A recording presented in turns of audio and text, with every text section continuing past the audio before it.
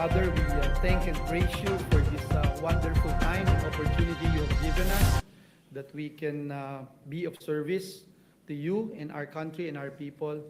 We ask for the forgiveness of our sins in words, in thoughts, and in deeds. Allow us to be acceptable to you. And we seek your face, we seek your goodness and kindness to help us in charting the destiny of our beloved nation. Bless the entire Senate as an institution. Bless every senator, every family represented in this august chamber. And into your hands we commend everything as we serve the best interests of our people. We pray that you comfort and embrace with love and compassion our kababayans from Luzon, Visayas, Mindanao, and even our overseas Filipino workers. We commend unto you everything that we're going to do today as we carefully give back to you all the glory, all the honor, and praise. In Jesus' mighty name we pray. Amen. Amen. Thank you.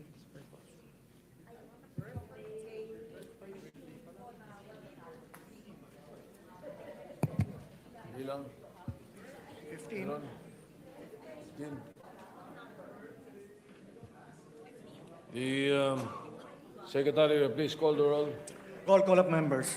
The Honorable Senator Aquino, Senator Cayetano Alan, Senator Cayetano Pia, Senator De La Rosa, Senator Ejercito, Senator Escudero, Senator Estrada, Senator Gatchalian, Senator Go, Senator Ontiveros, Senator Lacson, Senator Lapid, Senator Legarda, Senator Marcoleta, Senator Marcos, Senator Padilla, Senator Pangilinan, Senator Tulfo Erwin, Senator Tulfo Rafi, Senator Villanueva, Senator Villar Camille, Senator Villar Mark, Senator Zubiri. The Senate President is present.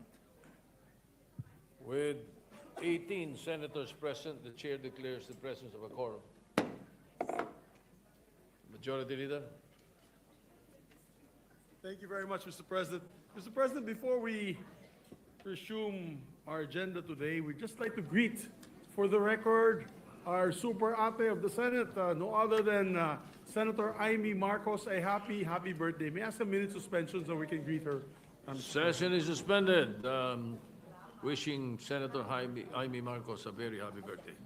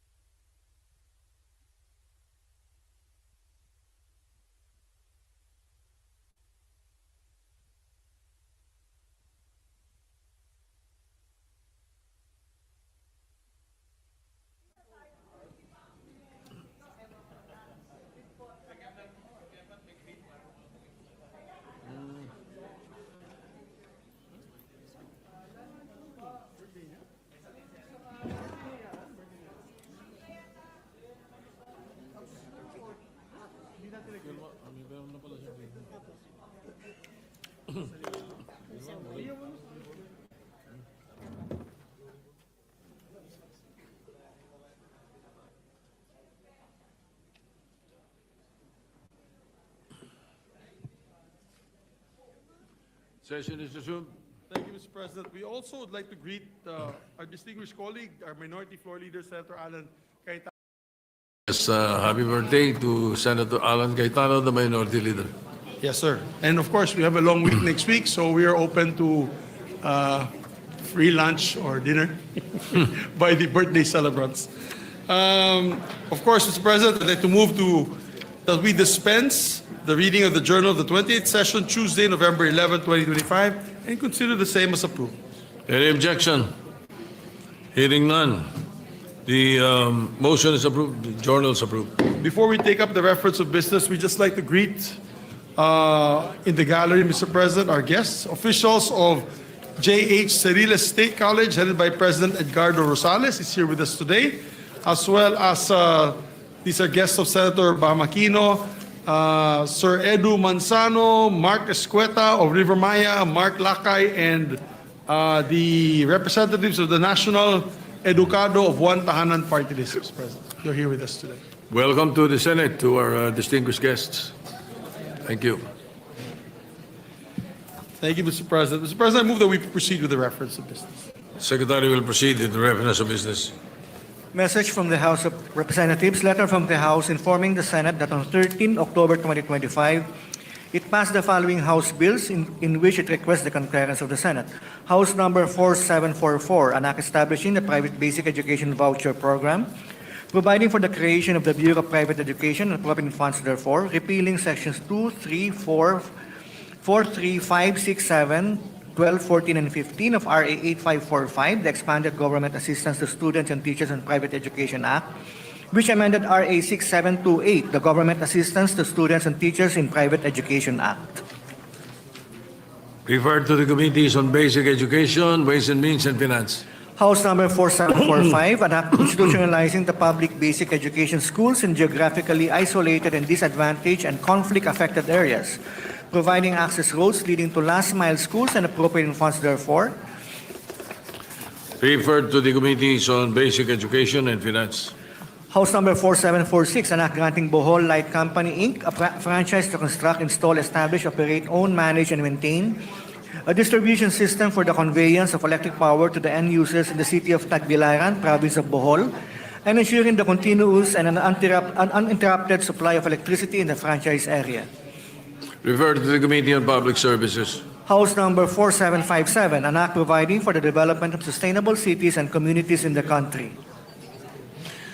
To the Committees on Sustainable Development Goals and Urban Planning. Resolutions. Proposed Senate Resolution 153, directing the appropriate committees to conduct a comprehensive inquiry in the exercise of the Senate's oversight functions, and the state of bridges in the country in light of the recent collapse of the five-decade-old Pigatan Bridge in Alcala, Cagayan Province, the second bridge collapse in Cagayan Valley, with the objectives of reviewing existing designs, assessing tourism and economic impacts, and ultimately promoting the welfare of the people. Senator Estrada. Referred to the Committee on Public Works. Resolution 154, congratulating and commending the Philippine Organizing Committee led by the Department of Tourism and the Tourism Promotions Board Philippines for winning the Silver Award for Exhibition Design of the Philippine Pavilion at Expo 2025 Osaka. Senator Lapid. To the Committee on Rules. Resolution 155, directing the appropriate Senate committee to conduct an inquiry in aid of legislation on the alleged irregularities in the issuance and allocation of Transport Network Vehicle Service, TNVS, franchise slots by the Land Transportation Franchising and Regulatory Board. Senator Tulfo R. To the Committee on Public Services. Resolution 156, directing the Senate Committee on Public Services to conduct an inquiry in aid of legislation and ensuring aviation safety to prevent further accidents and incidents on air travel. Senator Tulfo R. To the Committee on Public Services. Resolution 157, congratulating and commending Team Asia led by two-time world pool champion Carlo Biado and tournament most valuable player AJ Manas for winning the second consecutive Reyes Cup title. Senator Lapid. To the Committee on Rules. Resolution 158, congratulating and commending Emma Mary Tiglao for winning the Miss Grand International 2025 pageant. Senator Lapid. To the Committee on Rules. Resolution 159, commending and congratulating Cheska The Flash Centeno for winning the 2025 WPA Women's World 10 Bowl Championship held in Bali, Indonesia from October 8 to 12, 2025. Senator Estrada. To the Committee on Rules. Resolution 160, directing the Committee on Basic Education to conduct an investigation on the readiness of schools and education infrastructure for earthquakes and other natural disasters with the end view of ensuring that they are structurally sound, well-equipped, and sufficiently prepared to protect students, teachers, and staff during emergencies and to strengthen disaster resilience in the education sector. Senator Aquino. To the Committee on Basic Education. Resolution 161, directing the appropriate Senate committees in the exercise of oversight function to look into the implementation of the revised Armed Forces of the Philippines Modernization Program with the end view of identifying necessary legislative interventions to accelerate the capabilities upgrade and transformation of the AAP into an agile and credible defense force. Senator Estrada. To the Committee on Defense and Security. Resolution 162, commending and congratulating Emma Mary Francisco Tiglao for winning the Miss Grand International 2025 Beauty Pageant in Bangkok, Thailand, last 18 October 2025. Senator Estrada. To the Committee on Rules. Resolution 160, directing the appropriate Senate committee to conduct an inquiry in aid of legislation on the implementation of the Health Facilities Enhancement Program, HFEP, and the status of health infrastructure projects nationwide. Senator Tulfo E. To the Committees on Health and Finance. Resolution 164, congratulating and commending the Philippine restaurants, chefs, and industry professionals recognized in the inaugural Michelin Guide Philippines 2026, and commending the Department of Tourism for its leadership in promoting Filipino creativity, culture, and gastronomy as a pillar of sustainable tourism development. Senator Legarda. To the Committee on Rules. Majority Leader.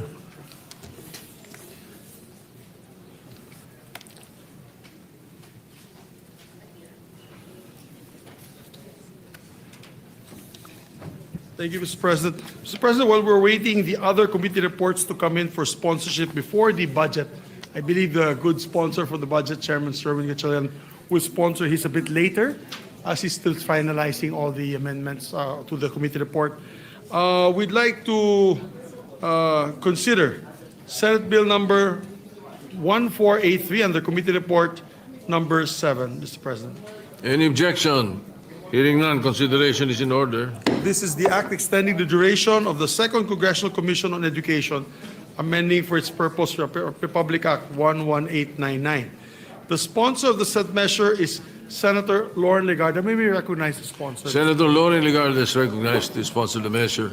And there are no members who wish to interpolate. I believe almost everyone is a co-sponsor of this measure.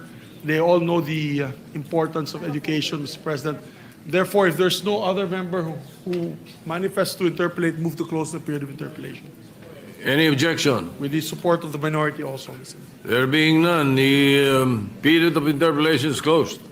Thank you, Mr. President. I move to open the period of amendments. I believe the good sponsor has an amendment to propose. Hearing no objection, the period of amendments is open. We still recognize the sponsor and Senator Bamakino to propose amendments. You may proceed. Thank you for that, Mr. President. Would you like to start with the committee amendments first?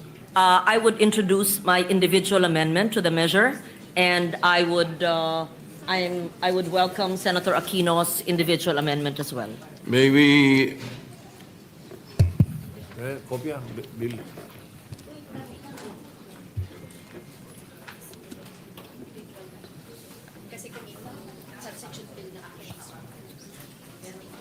So it is a...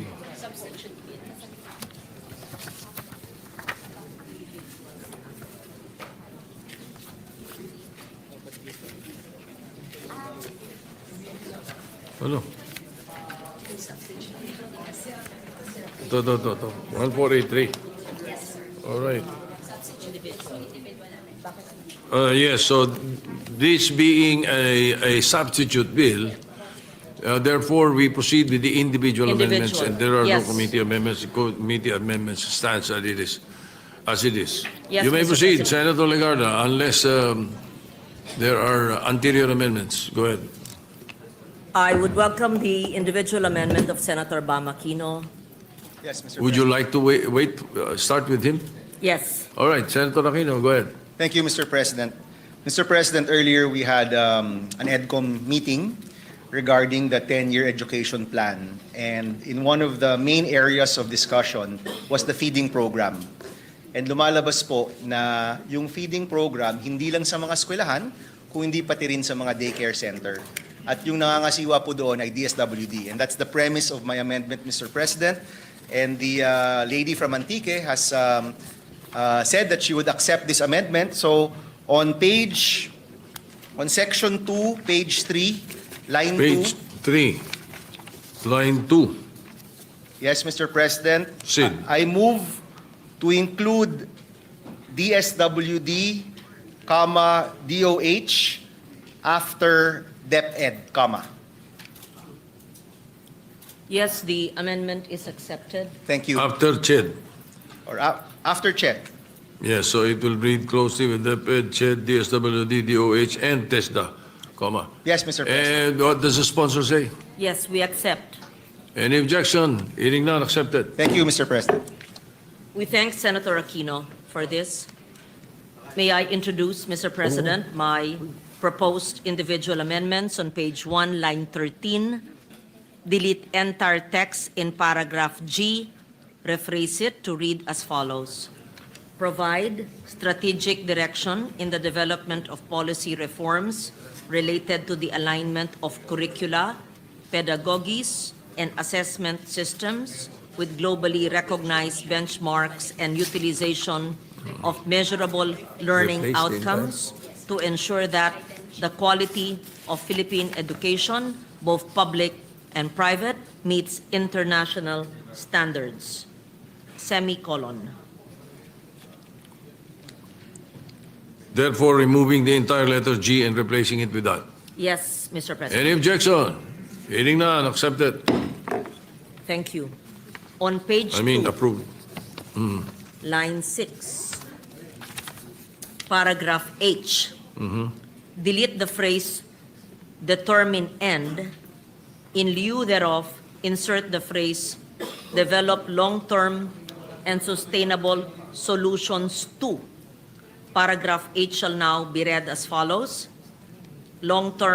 Develop long-term and sustainable solutions to address challenges and gaps in school infrastructure, learning resources, and the qualification, training, and professional development of teachers and school leaders to provide safe, inclusive, and effective learning environments for all learners, semicolon, end. It proceeds. Any objection? Hearing none, the amendment's approved. Thank you, Mr. President. On the title of the bill, delete the word duration. Are and there no replace- other amendments in the bill before we go to the title? No other amendments. No further amendments from any of the members of the House. All right, so you may proceed with the title. On the title of the bill, delete the word duration, replace with the word term. The new title shall now read as follows: An act extending the term of the Second Congressional Commission on Education, amending for the purpose Republic Act number 11899, otherwise known as the Second Congressional Commission on Education, EDCOM 2 Act. I Any submit. objection? Yes. Hearing none, the amendment's approved. Mr. President, that is all for my individual amendments. We thank the body for their support, and I think all the members of the chamber wish to be co-authors of this very important measure. Yes. I so move, Mr. Therefore, President. yes, any objection? Motion's approved. Thank you. Mr. President, with that, I move to approve on second reading Senate Bill number 1483 under Committee Report number 7. Any objection? Hearing none, Senate Bill 1483 is approved on second reading. Thank you. We'd like to move to suspend consideration of the measure and congratulate the sponsor for ably sponsoring the measure, Mr. President. Move to suspend lang the consideration of the measure. The motion's approved. The consideration of the measure is suspended. Okay na. Thank Thanks. you, Mr. President. Mr. President, next on the agenda, we'd like to transfer from the calendar of ordinary business to the calendar from the calendar of special orders. Senate Bill number 254 under Committee Report number 9. I so move, Mr. President. Any objection? Hearing none, the bill is transferred. May we ask the Secretary to read the title of the measure? Secretary will read the title of the measure. The title of the bill, without prejudice to inserting into the records the text, the whole text thereof. An act penalizing selective, discretionary, and discriminatory acts in the delivery of social protection programs.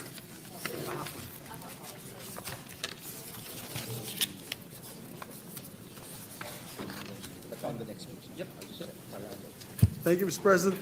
Mr. President, to sponsor the measure, we'd like to recognize our distinguished colleague, Senator Erwin Tulfo, for his sponsorship speech.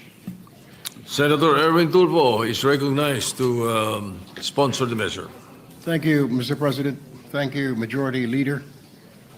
Mr. President, my dear colleagues, I stand before you today to sponsor and humbly seek your support for the passage of Senate Bill number 254 under Committee Report number 9, an act penalizing selective, discretionary, and discriminatory acts in the delivery of social protection programs.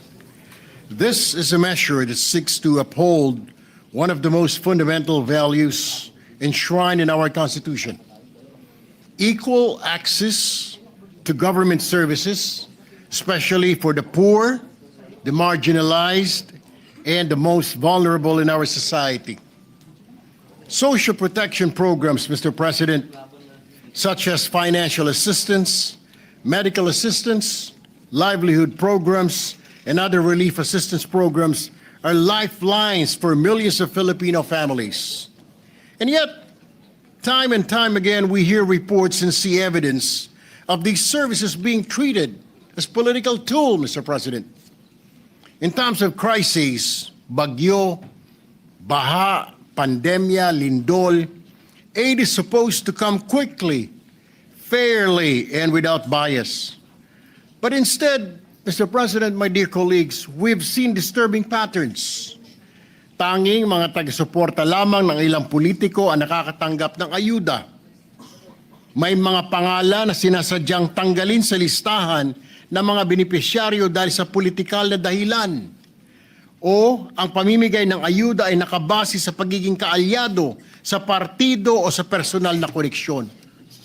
Ito po ay malinaw na abuso.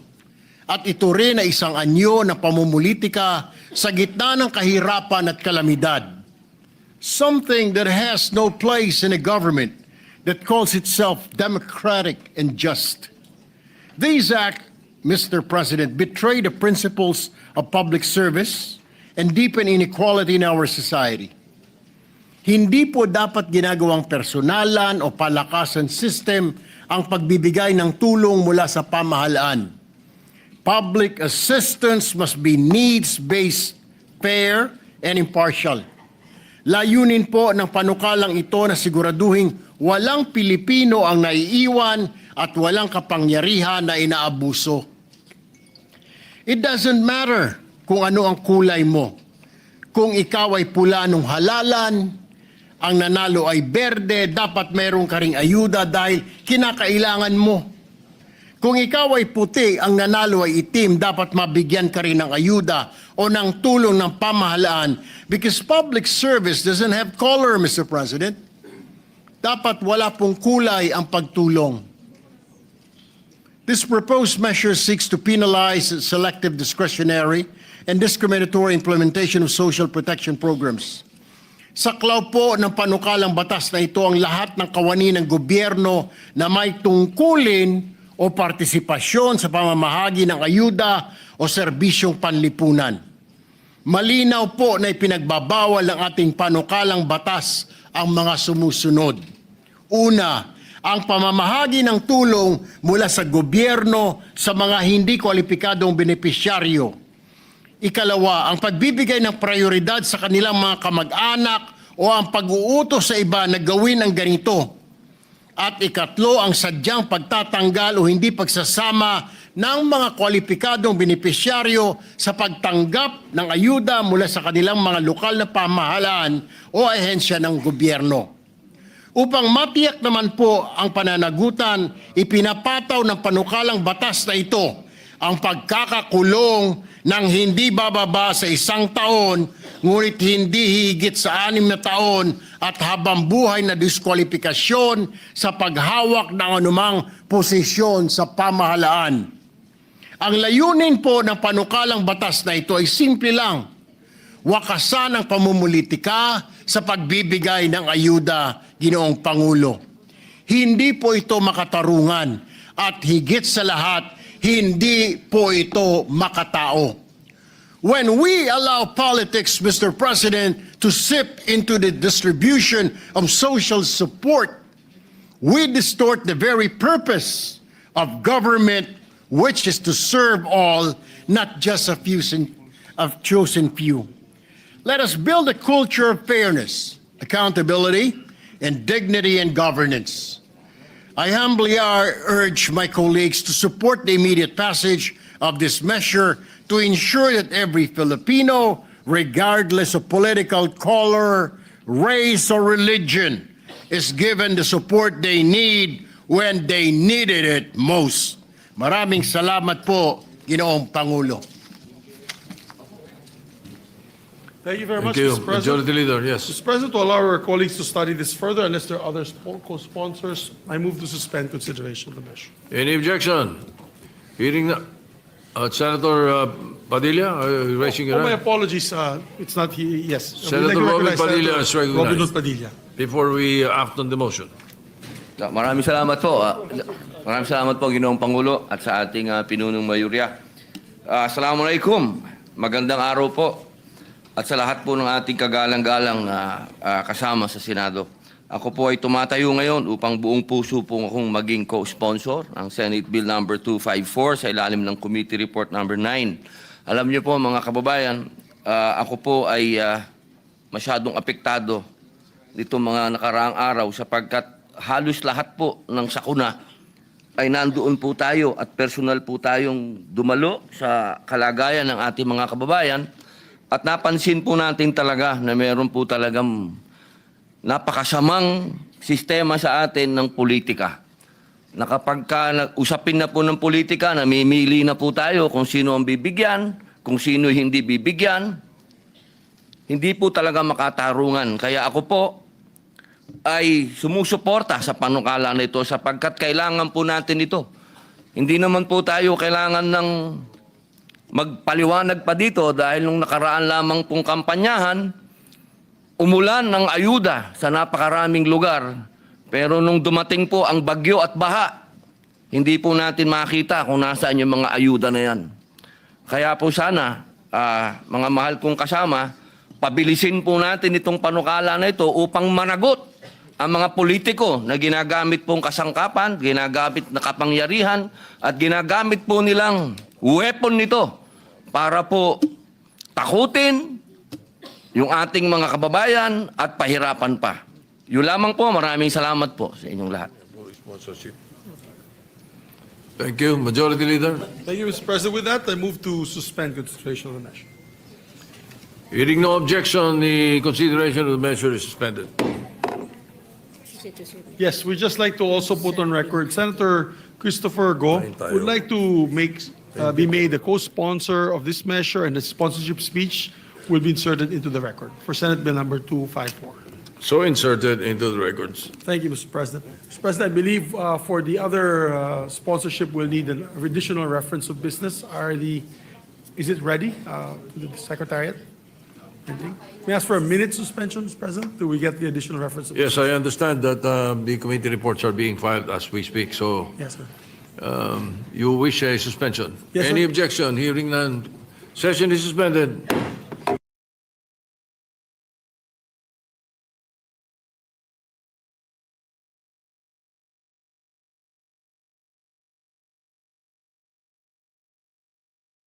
Resumed.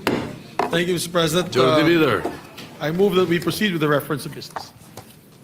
Additional Secretary will proceed with the additional reference of business. Additional reference of business committee reports. Committee report number 10, prepared and submitted jointly by the Committees on Science and Technology and Finance, on Senate number 1506, with Senators Aquino and Villanueva as authors thereof, an act mandating the full disclosure of government transactions to the establishment of a digital budget portal to enhance transparency, accountability, and public participation in the Philippine budget process. Recommending its approval in substitution of Senate number 1330, sponsor Senator Aquino. To the calendar for ordinary business. Committee report number 11, prepared and submitted jointly by the Committees on Culture and the Arts and Finance, on Senate number 1507, with Senator Legarda as an author thereof, an act institutionalizing the Schools of Living Traditions, SLT, amending Republic Act number 10066, or the National Cultural Heritage Act of 2009 as amended, and appropriating funds therefore. Recommending approval in substitution of Senate number 820, sponsor Senator Legarda.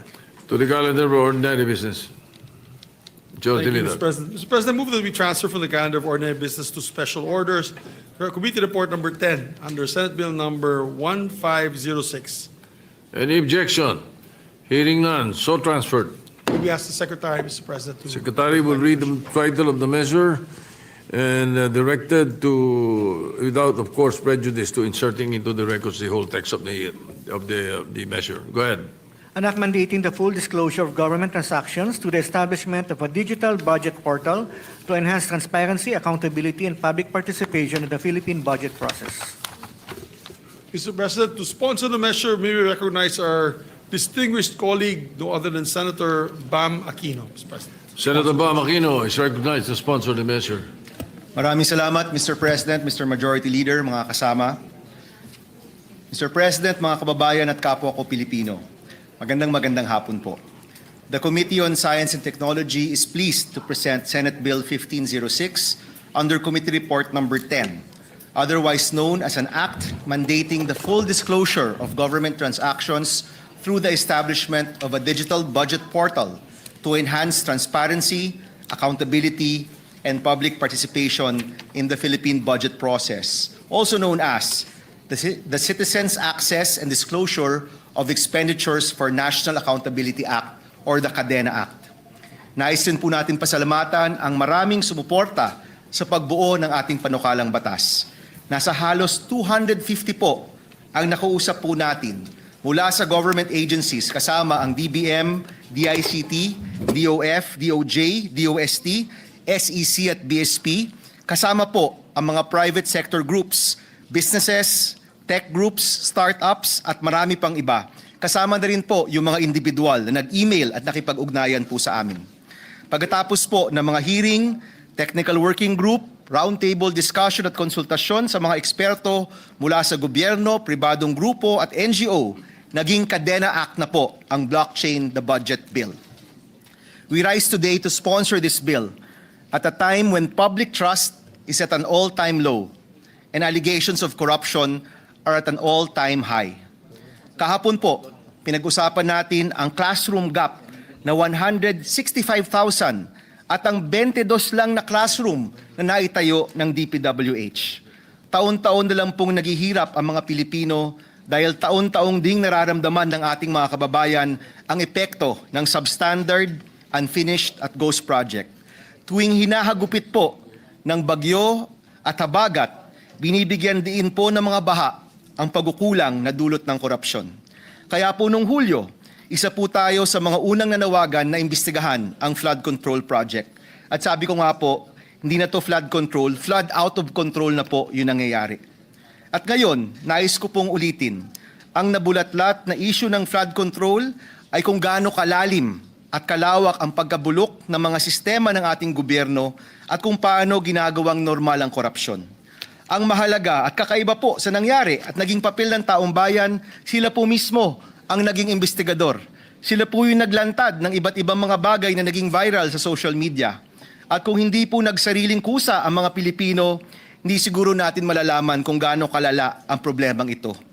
Yung problema po ng Pilipinas ay korupsyon at yung sistemang nagpapalalim ng sugat ng korupsyon sa ating bayan. In the past, nagkaroon rin po ng mga hakbang sa pagsulong ng transparency sa ating gobyerno. Nandyan po ang Freedom of Information Act na sinusulong ni Senator Robin Padilla na siyang sinusuportahan po natin. Nagkaroon din ng full disclosure bill na hindi po napasa pero hinain rin in previous Congresses. At ngayon po, sa panahon ng budget, isang hakbang na naaayon sa kadena ay ang pagsasapubliko ng 2026 budget documents. At nagpapasalamat po tayo kay Chairperson Win ng Finance sa kanyang inisyatibo sa bagong Senate Transparency Portal na pwedeng i-access ng taong bayan. Nagpapasalamat din po kami sa inyo, Mr. President, sa bagong Senate website na ginagawang mas madaling mahanap ng taong bayan ang impormasyon tungkol sa mga batas at nagawang trabaho natin dito po sa Senado. At nung hearing ng DPWH, nangako po si Secretary Vince Dizon na gagawa rin ang DPWH ng sariling transparency portal nila para mabantayan ang mga proyekto ng ahensya.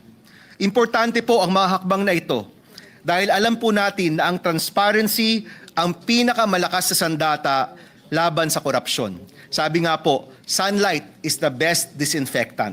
Kung lahat ng impormasyon ay nakalabas at madaling ma-access ng taong bayan, matitigil po ang korupsyon sa ating bansa. Dalawa po yung mahalagang probisyon sa ating panukalang batas na nagpapalakas sa transparency. Una, ang full disclosure of documents. Sa Kadena Act, lahat ng national government offices and entities required po na mag-record at mag-publish ng impormasyon at datos na may kaugnayan o konektado sa ating national budget at sa pera ng bayan. Lahat po ng dokumento kasama po sa budget planning and preparation, budget legislation and authorization, budget execution and fund management, procurement process, contract management, revenue collection generation ay dapat po naka-upload sa kadena. Kahit po ang mga kontraktor na mananalo sa mga proyekto, ang halaga ng mga proyekto, mismo ang bill of materials, ang presyo ng semento, presyo ng bakal at iba pa, ilalabas po natin sa publiko. Ibig sabihin po, ang transparency hindi na po magdedepende sa voluntaryong pagsisiwalat ng mga PDF at dokumento. It will be built into the system itself, automated and verifiable by design. Wala na pong dokumentong susunugin o mawawala na lang bigla. Lahat po makikita ng taong bayan. Tunay na ang pera ng bayan mababantayan. Pangalawa, lalagyan po natin ng pangil ang Kadena Act.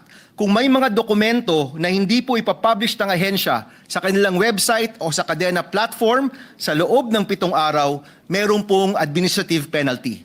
At kung pagkatapos ng 30 araw, hindi pa rin naisa sa publiko ang kontrata, bill of materials o kahit anumang minandatong dokumento ng batas, magiging criminal offense po ito. Makukulong ang isang individual na nag-upload ng false or misleading budget-related information at ang provision na ito na penalty ay para panigurado na hindi po garbage in, garbage out ang mangyayari sa kadena. Ibig sabihin po, wala pong takas dito. Mr. President, sinisigurado ng Kadena Act na bababantayan ng taong bayan ang pinaghirapan nilang buwis at malalaman ng sambayan ng Pilipino kung paano ginagastos ang kaban ng bayan. Kaya sigurado po ako na ang tanging matatakot lang sa kadena ang mga kurakot na meron pong tinatago. Bilang inyong Committee Chair for Science and Technology, meron din pong technological solution na napakahalagang aspeto ng kadena.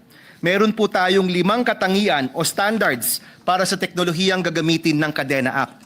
Ito po ay ang 5 ito: structured digital format, traceable, open source, tamper-resistant, at interoperable. Ano po yung mga to? Ang standards pong ito ay para po sa pag-access, higit na pag-unawa, at sa pagbusisi ng taong bayan sa ating budget. Una, dapat lahat ng dokumento na isa sa publiko ay nasa structured digital format. Ibig sabihin po, dapat nag-comply with open data standards at machine-readable data format. Pangalawa, dapat traceable ang lahat ng impormasyon sa kadena. Ibig sabihin, makikita po ang daloy ng pera, ang transformation ng budget at ang destinasyon ng ating buwis. Pangatlo, open source ang technology. Ibig sabihin po, pwedeng busisiin ng publiko ang source code at hindi po tayo malalock in sa mga particular na vendor or supplier. Pang-apat po, dapat tamper-resistant ang kadena. Ibig sabihin po, hindi pwedeng baguhin ang impormasyon o datos ng kung sino-sino. Protektado po dapat laban sa unauthorized alteration. At kung merong lehitimong rason kung bakit dapat maiba o mabago ang information, dapat po merong information trail na makikita. Panghuli, at sa palagay ko po pinaka-importante at pinaka-exciting, dapat po interoperable ang kadena. Pag sinabi pong interoperable, this is the capability of different systems, platforms or technologies to exchange, interpret, and use information in a coordinated and secure way. Ibig sabihin po niyan, isang halimbawa po dyan, ay kapag ang kadena up and running na po, pwede natin gamitin ang ating mga AI assistants gaya ng ChatGPT at marami pang iba. Siguro po lahat tayo dito, meron yan sa ating telepono. Pwede pong gamitin para tulungan ang taong bayan na busisiin ang budget. Pwede pong magtanong ang isang guro sa Cebu kung ilan ba ang nakaplanong itayo na classroom sa kanilang syudad. Pwede pong magtanong ang isang taga Batangas, meron bang flood control dito o wala? In fact, pwede pong gumawa ang NBI o DOJ o Ombudsman or the Blue Ribbon Committee ng automated alerts na kapag merong makitang overpricing sa mga dokumento ng gobyerno, pwede pong magkaroon ng automatic alert. Hindi lang po yung mga ahensya, pati po yung taong bayan. Ganyan po kalakas at kagaling ang teknolohiya na abot kamay na po sa atin. Pwede pong gamitin para sa mabuting pamamahala sa ating bansa. Mr. President, mga kasama, Pag napasa po natin ang Kadena Act, inaasahan ko po na mag-iiba ang mukha ng transparency ng ating gobyerno. Sa halip na patago ang pagdesisyon pagdating sa pera ng bayan, bukas na po ito para busisiin ng lahat. Ang hangarin po natin, nakakadena ang pera ng taong bayan. Mr. President, naniniwala po tayo ngayon. Ngayon po ang tamang panahon na ipasa ang batas na ito para ipakita sa taong bayan na sineseryoso natin ang kanilang panawagan. Lagi ko pong naririnig sa mga kabataang nagmamarcha laban sa korupsyon. Ikulong ang sangkot, ibalik ang pera, baguhin ang sistema. Ito pong panukalang ito para po dun sa pangatlong hinaing, baguhin ang sistema. Yung bawat pisong nawala at ninakaw na galing po sa bulsa ng Pilipinong nagpapagod araw-araw, mahahanap po natin.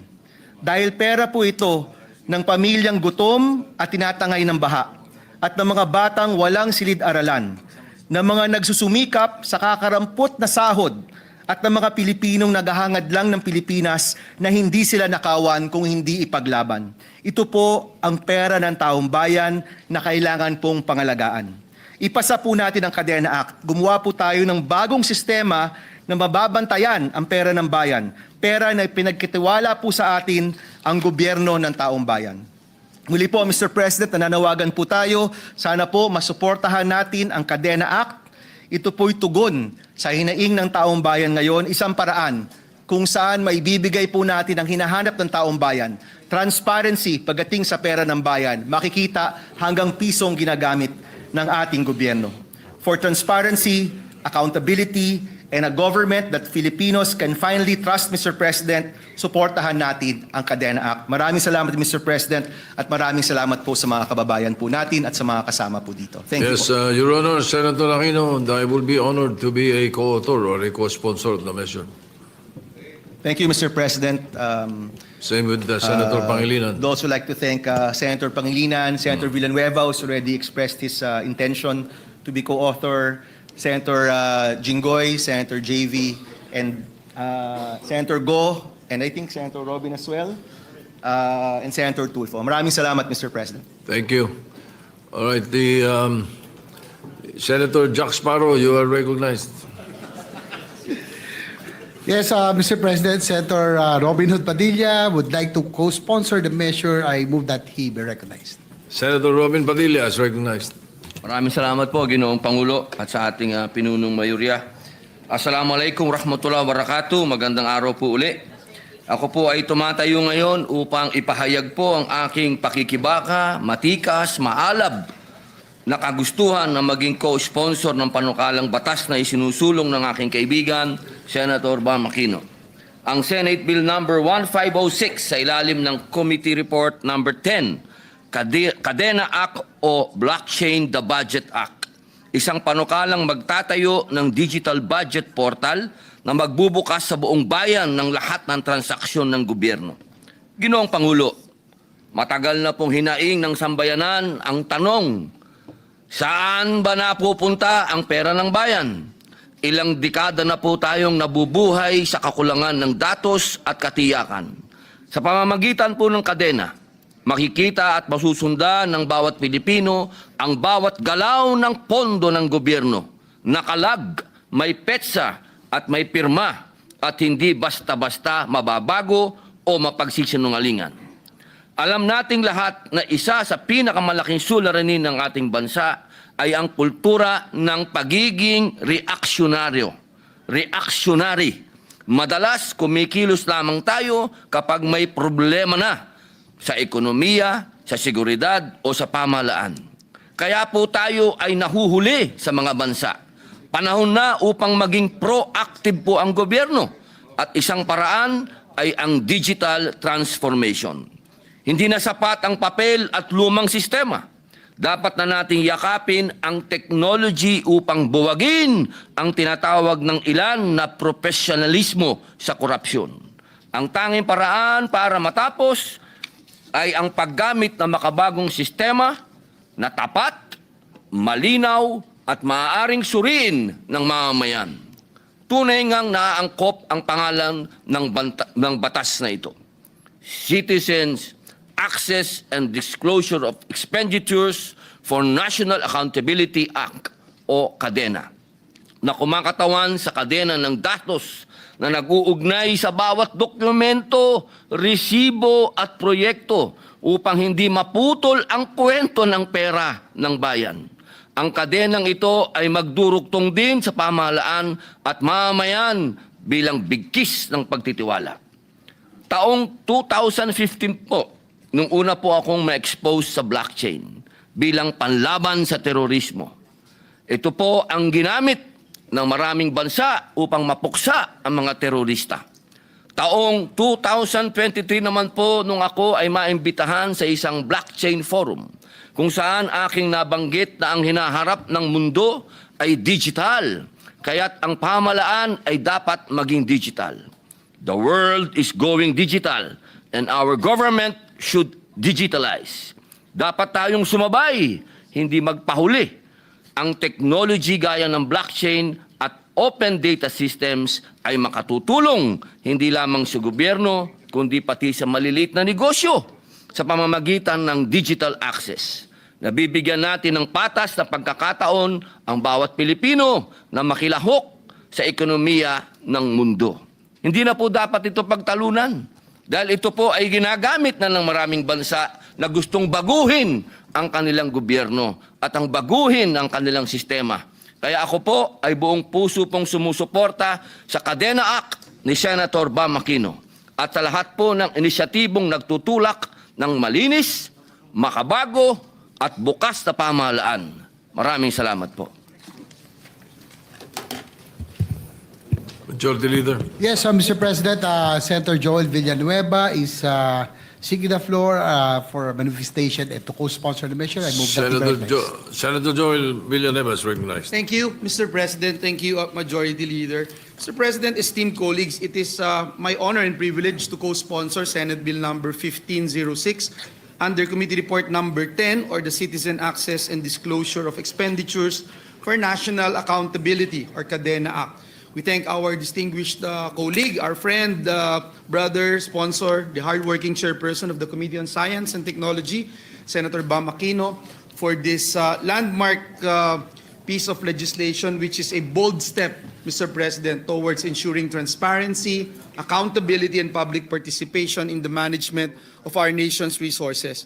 Bilang isa sa mga co-author ng panukalang batas na ito, Mr. President, masasabi po natin that for too long, the processes surrounding our national budget have been shrouded in complexity, making it difficult for ordinary citizens to understand how public funds are allocated, how public funds are spent and managed. The KADENA Act addresses this by establishing a digital budget portal that will make government transactions accessible, traceable, and tamper-resistant. It will empower our citizens to scrutinize every peso spent, fostering trust in public institutions and deterring corruption. This bill is not just about technology, Mr. President. It's about transforming governance. By leveraging cutting-edge tools like distributed ledger technology and open-source systems, KADENA will ensure data integrity, interoperability, and security. It will provide real-time access to budget data, link disbursements to outcomes, and create channels for citizen feedback, making governance truly participatory. Moreover, Mr. President, the KADENA Act is a commitment to the Filipino people, a promise that their hard-earned taxes will be managed with honesty and integrity. It is a declaration that public funds belong to the people and must be used for their benefit, not for personal gain or corruption. Ginoong Pangulo, tayo na po ang magbukas ng daan tungo sa isang pamahalaang mas tapat, mas responsable, at mas inklusibo. Sama-sama po nating itaguyod ang isang kinabukasan kung saan ang bawat Pilipino ay may kapangyarihang managot ang kanilang mga pinuno at masiguro na ang yaman ng taong bayan ay ginagamit upang itaas ang antas ng pamumuhay at magpatatag ng isang mas matibay na bansa. Higit po sa lahat, Ginoong Pangulo, tayo natutuwa dito sa panukalang batas na ito sapagkat ito po'y magiging armas. Magiging armas po ito ng mga inosente na ginagamit o minsan ay ginagamit ng mga sindikato sa kanilang mga iligal na operasyon. Again, we wish to thank our good colleague, Senator Bam Aquino, for allowing us to co-sponsor the measure, and we look forward to its immediate passage. Maraming salamat po, Ginoong Pangulo, at pagpalain tayong lahat ng ating Panginoong Diyos. Majority Leader. Yes, Mr. President, Senators Go, Pangilinan, this representation would like to be made co-sponsor. Request that our co-sponsor speeches on Senate Bill number 1506 or that the Cadena Act be inserted into the records. Mr. Yes, it will be inserted into the records. Yes, likewise, Senator Tulfo and Estrada. All right, so inserted. Mr. President, I move that we suspend consideration of Senate Bill number 1506. Any objection? Hearing none, consideration of the measure is suspended. Mr. President, I move that we transfer from the calendar for ordinary business to the calendar for special orders committee report number 11 on Senate Bill number 1507. This is the bill institutionalizing the schools of living tradition. So move, Mr. President. Any objection? Hearing none. Measure is transferred. Mr. President, I move that we consider Senate Bill number 1507 under committee report number 11. Any objection? Hearing none, consider the measure is in order.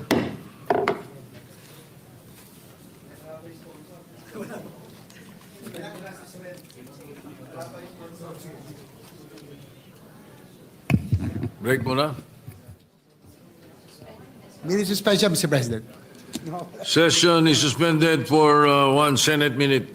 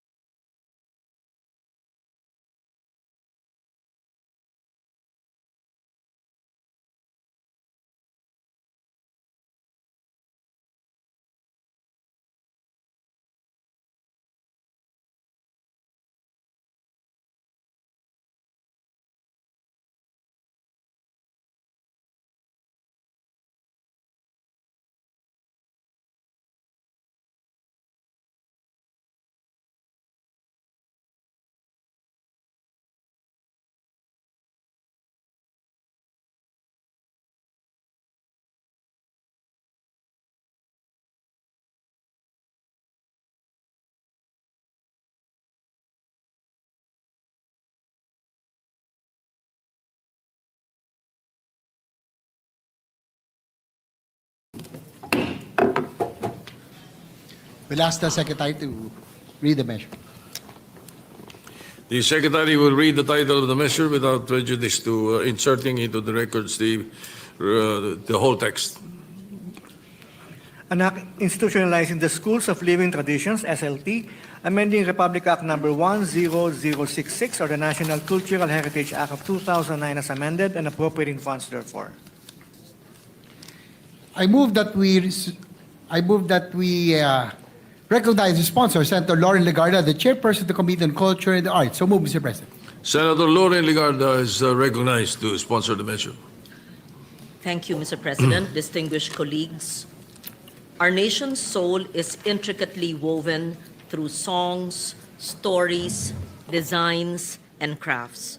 Across our archipelago, you can hear the rhythmic melodies of the hudhud chants of the Ifugao, the enchanting kulintang of the Maguindanao, and witness the delicate craftsmanship of piña weaving in Aklan.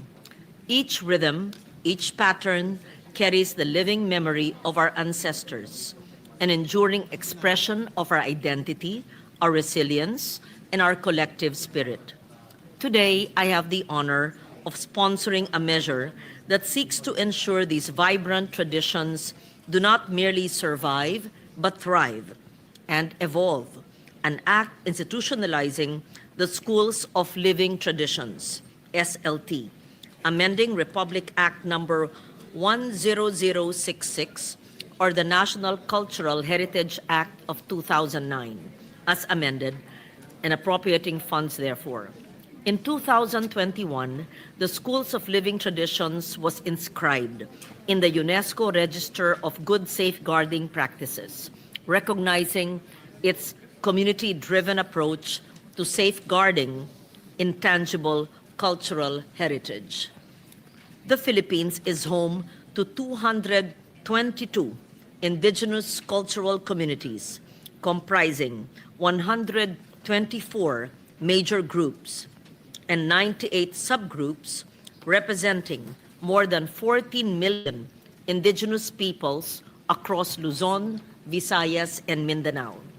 Their rituals, chants, and craftsmanship are not merely cultural practices and creative expressions. They are living repositories of wisdom, values, and identity. Heritage systems passed from one generation to the next, sustaining our collective sense of nationhood. Many of these traditions have already gained global acclaim. The Hudhud chants of the Ifugao and the Darangan epic of the Meranao have been inscribed by UNESCO into the representative list of the intangible cultural heritage of humanity. On December 6, 2023, Aklan's Piña handloom weaving was also inscribed in the same prestigious list. These honors affirm that our cultural treasures are alive, nurtured by the hands, hearts, and minds of our communities.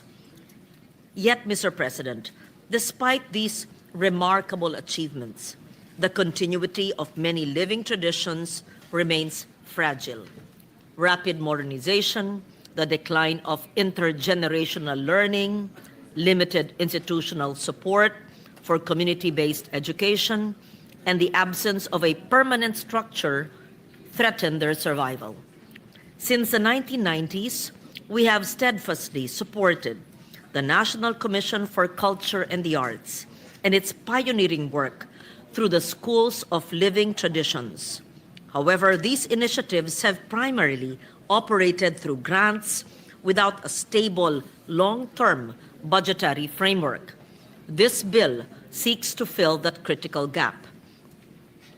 By institutionalizing the SLTs under the NCCA and establishing a dedicated center for each, we will create a sustainable platform for research, training, and coordination. This will empower cultural communities to remain the foremost custodians of their heritage, ensuring that their traditions are safeguarded, adapted, and transmitted with integrity and pride. This measure recognizes that our living traditions are not only cultural measures, but also sources of livelihood and innovation. Through SLTs, traditional crafts and practices can be integrated into the creative economy and tourism industries, linking heritage to inclusive growth. In this way, our ancestral wisdom becomes a foundation for sustainable development, where cultural authenticity drives creativity and prosperity. Mr. President, I earnestly urge for the swift passage of this measure. Let us ensure that progress and tradition walk hand in hand, guiding our nation towards a future that is not only modern and dynamic, but also deeply rooted in the strength of our cultural identity. May the flame of our living traditions continue to illuminate our nation's journey, reminding us that our heritage is not a relic of the past, but a living legacy that shapes our tomorrow. Thank you, Mr. President. Majority Leader. Thank you, Mr. President. Mr. President, Senator Jigo Estrada would also like to be made a co-sponsor, and he requests his speech to be inserted into the records. This is for Senate Bill number 1507. There's no, sorry, Mr. President, we didn't hear the. So inserted into the records. Senator Robin Padilla is raising his hand. Oh, yes. Sponsor ka po? May we recognize Senator Robin Hood Padilla to co-sponsor the measure. Senator Robin Padilla is recognized. Maraming salamat po, Ginoong Pangulo. Nais ko lamang pong batiin ang aming iniidolo, Senator Loren Legarda, sapagkat sa matagal na panahon po na tayo po ay umiikot sa buong Pilipinas at pinupuntahan po ang ating mga cultural minorities. Siya po talaga ang kilala ng mga katutubo natin at siya po talaga ang kanilang tinatawag nilang heroine. Ako po ay saludo po sa inyong panukala na ito sapagkat naniniwala po ako na hanggat ang mga Pilipino ay hindi po kinikilala ang kayamanan na ibinibigay sa atin ng mga katutubo, hindi po tayo uunlad. At ito pong pagkilala sa kanilang kultura, sa kanilang sining, sa kanilang arts, tradisyon, ay mananatili po tayong ligaw. Dahil pagka tiningnan po natin ang lahat ng mga progresibong bansa, sabihin na po natin Australia, Amerika, sabihin na po natin sa Europe, kapag binanggit po ang mga bansa na yan, kinikilala po nila ang kanilang mga katutubo at ang respeto po nila ay napakataas, lalong-lalo na po sa kanilang mga ari-arian, lalong-lalo na po sa kanilang matatawag nating experience sa pamamahala. Kaya sana po, mga mahal kong kasama dito sa bulwagan na ito, suportahan po natin ito dahil tandaan po natin hanggat ang ating mga katutubo ay nasa pangil ng paghihirap at pang-aabuso natin mismong mga kultural na Pilipino, hindi po tayo uunlad. Yakapin po natin ang kanilang pagmamahal sa bayan na ito, katulad ng kanilang pagmamahal sa kanilang kapwa. Dahil yan po ang nakakalimutan natin, pagmamahal natin sa kapwa Pilipino. Kaya sana po, mga mahal kong kababayan, yakapin po natin ang panukala na ito. Maraming salamat po. Thank you. Majority Leader.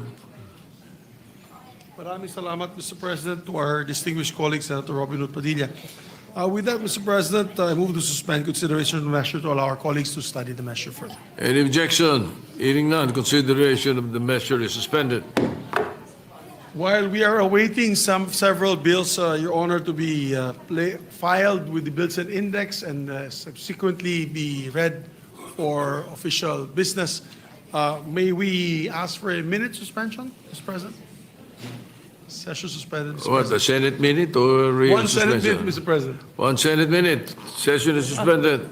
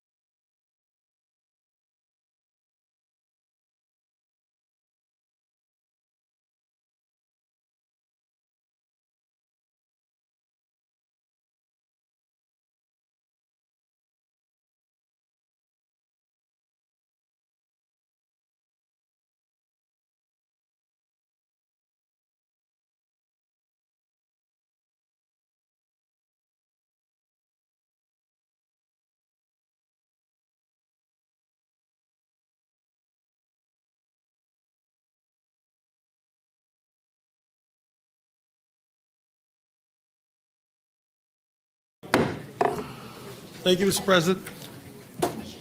Mr. President, I move for the second additional reference of business. Second additional reference of business, the Secretary will proceed. Second additional reference of business committee reports. Committee report number 12, prepared and submitted jointly by the Committees on Health and Demography and Finance on Senate number 1508 with Senators Ontiveros, Cayetano P. Estrada, and Ejercito as authors. An act authorizing the Department of Health to set and approve the bed capacity and service capability of all DOH hospitals. Recommending approval in substitution of Senate number 689, 780, 962, and 1428, sponsor Senator Ontiveros. To the calendar for ordinary business. Committee report number 13, prepared and submitted jointly by the Committees on Health and Demography, Ways and Means, and Finance on Senate number 1509 with Senators Villar M., Lapid, Estrada, Go, Legarda, Tulfo E., Zubiri, Ontiveros, Tulfo R., and Villanueva as authors. An act establishing the Philippine Geriatric Center, defining its purposes and objectives and appropriating funds therefore. Recommending approval in substitution of Senate numbers 256, 319, 383, 411, 461, 511, 596, 1197, 1302, and 1320, sponsor Senator Ontiveros. To the calendar for ordinary business. Committee report number 14, submitted jointly by the Committees on Health and Demography, Social Justice, Welfare, and Rural Development, and Finance on Senate number 1510, with Senators Tulfo R. and Ontiveros as authors, an act establishing a National Health Service Outreach Program for senior citizens and indigent persons with functional disabilities, providing for interagency and local government coordination and providing funds therefore. Recommending approval in substitution of Senate number 712 and 1417, sponsor Senator Ontiveros. To the calendar for ordinary business. Committee report number 15, prepared and submitted jointly by the Committees on Health and Demography, Social Justice, Welfare, and Rural Development, and Finance on Senate number 1511 with Senators Ontiveros, Estrada, Tulfo E. and as authors. An act strengthening the protection of patients against hospital detention on grounds of non-payment of hospital bills or medical expenses and providing stiffer penalties for violations thereof. Amending for the purpose RA 9439, an act prohibiting the detention of patients in hospitals and medical clinics on grounds of non-payment of hospital bills or medical expenses. Recommending approval in substitution of Senate numbers 217 and 960, sponsor Senator Ontiveros and Tulfo E. To the calendar for ordinary business. Committee report number 16, prepared and submitted jointly by the Committees on Justice and Human Rights, Civil Service, Government Reorganization, and Professional Regulation, and Finance on Senate number 1512 with Senator Soto III, Tulfo E., Ontiveros, and Pangilinan as authors. An act creating an independent People's Commission to investigate anomalies in all government infrastructure projects, defining its powers and functions, appropriating funds therefore and for other purposes. Recommending approval in substitution of Senate number 1215, sponsor Senator Pangilinan. Approved on second reading. No, I mean to the calendar for ordinary business. Yes.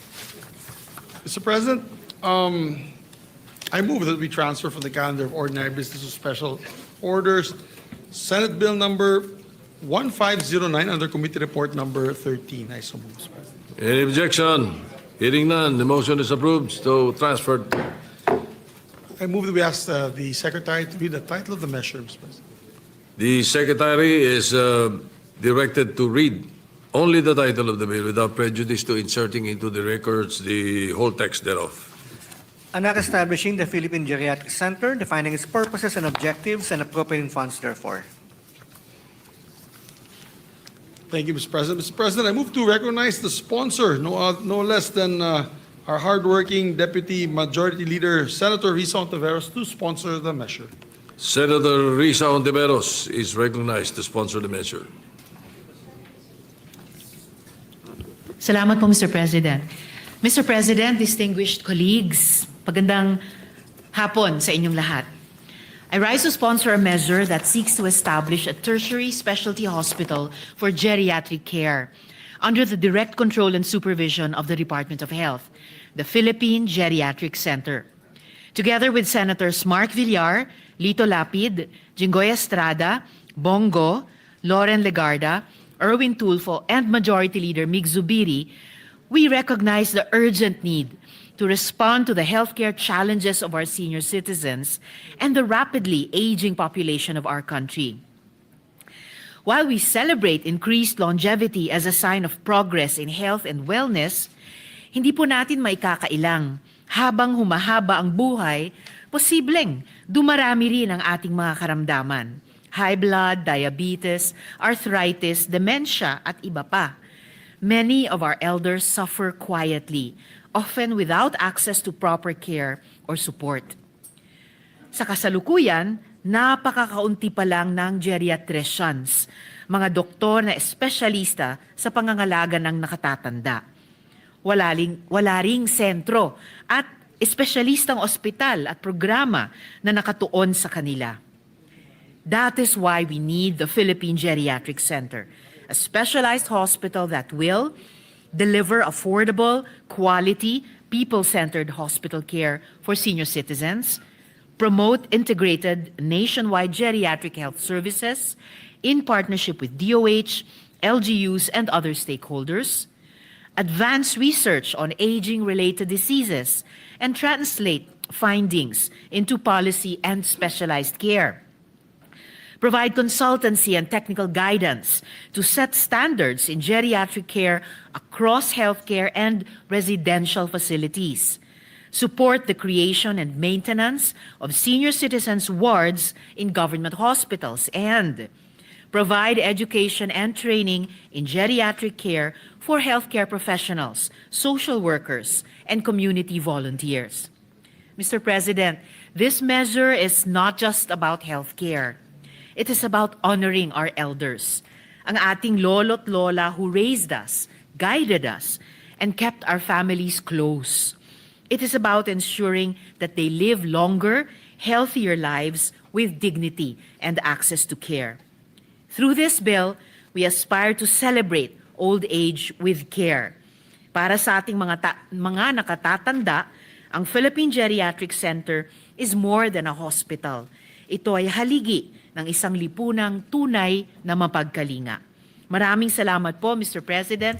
Mabuhay ang ating mga senior citizens. Thank you, Senator Tiberos, Majority Leader. Thank you, Mr. President.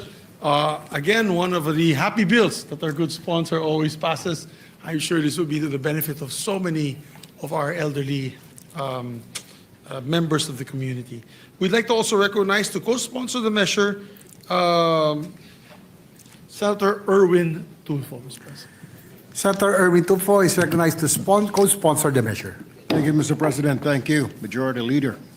Mr. President, distinguished colleagues, I rise today to co-sponsor a measure that not only speaks of policy but of the heart, an act establishing the Philippine Geriatric Center. How a nation treats its elderly reflects its moral strength.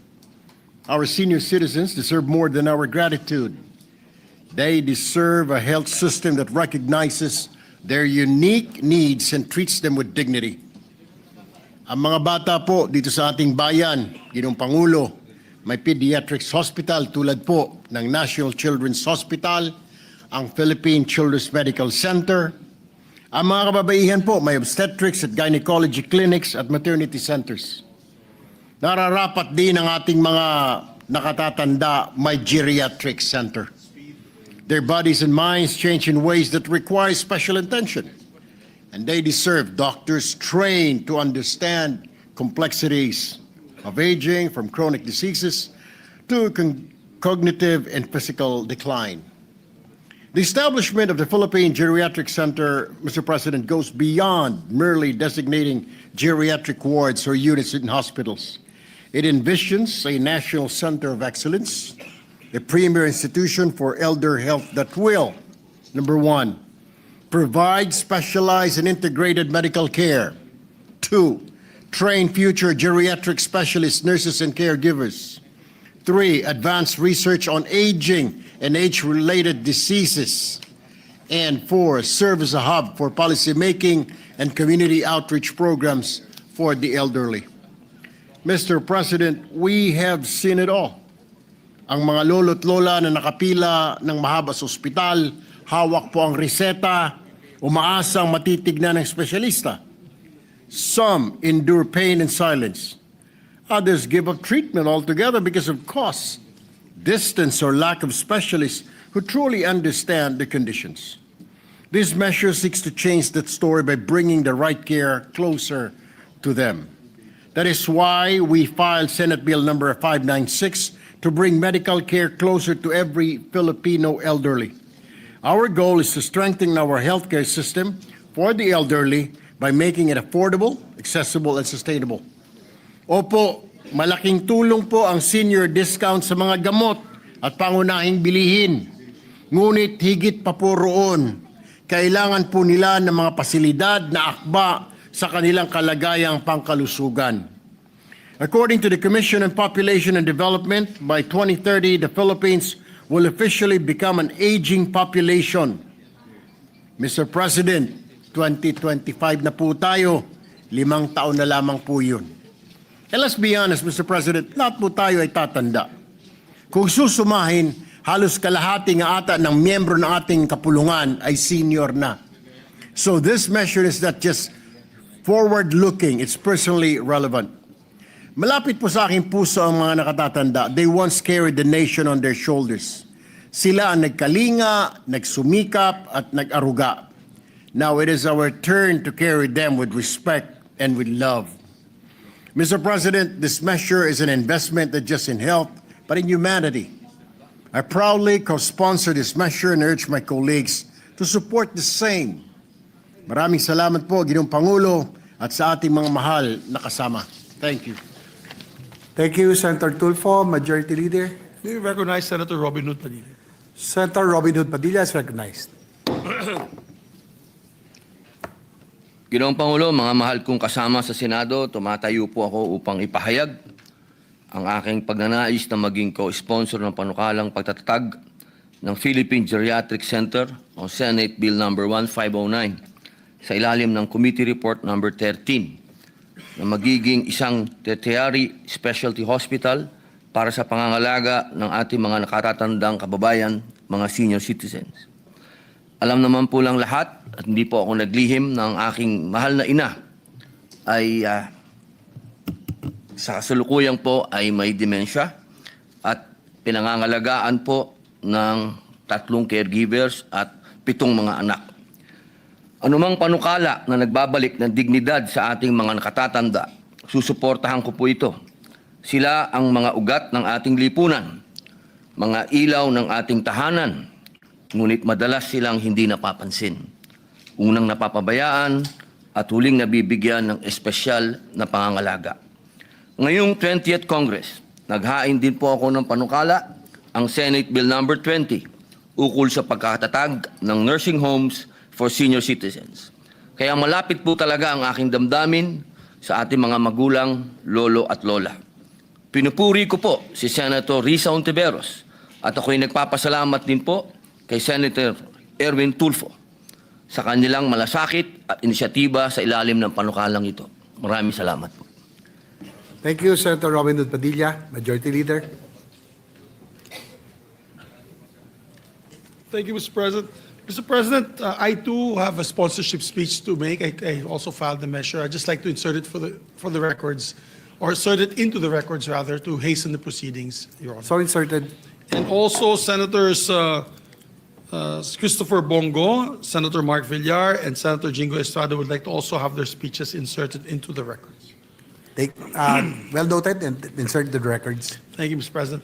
Mr. President, I manifest also that a related measure, Senate Bill number 1500, authored by Senator Camille Villar, which covers the same subject matter as the measure presently under consideration, has been subsequently filed. At the proper time, a motion shall be made for its inclusion into Committee Report number 13 upon its referral to the committee. Yes, So I will for take note of that. manifestation. Thank you, Mr. President. Mr. President, to allow our colleagues to study the measure further, I move that we suspend the consideration of the measure. Is there objection? There being none, motion is approved. I move, Mr. President, to transfer from the calendar of ordinary business to special order Senate Bill number 1508 under Committee Report number 12. I so move.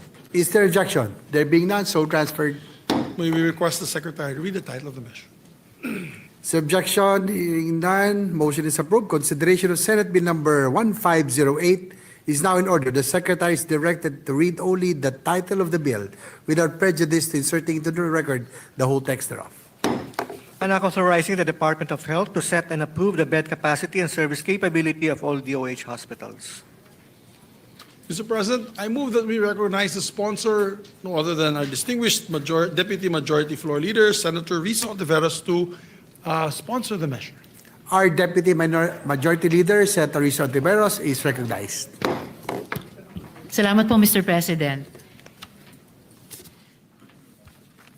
Mr. President, distinguished colleagues, magandang gabi po sa inyong lahat.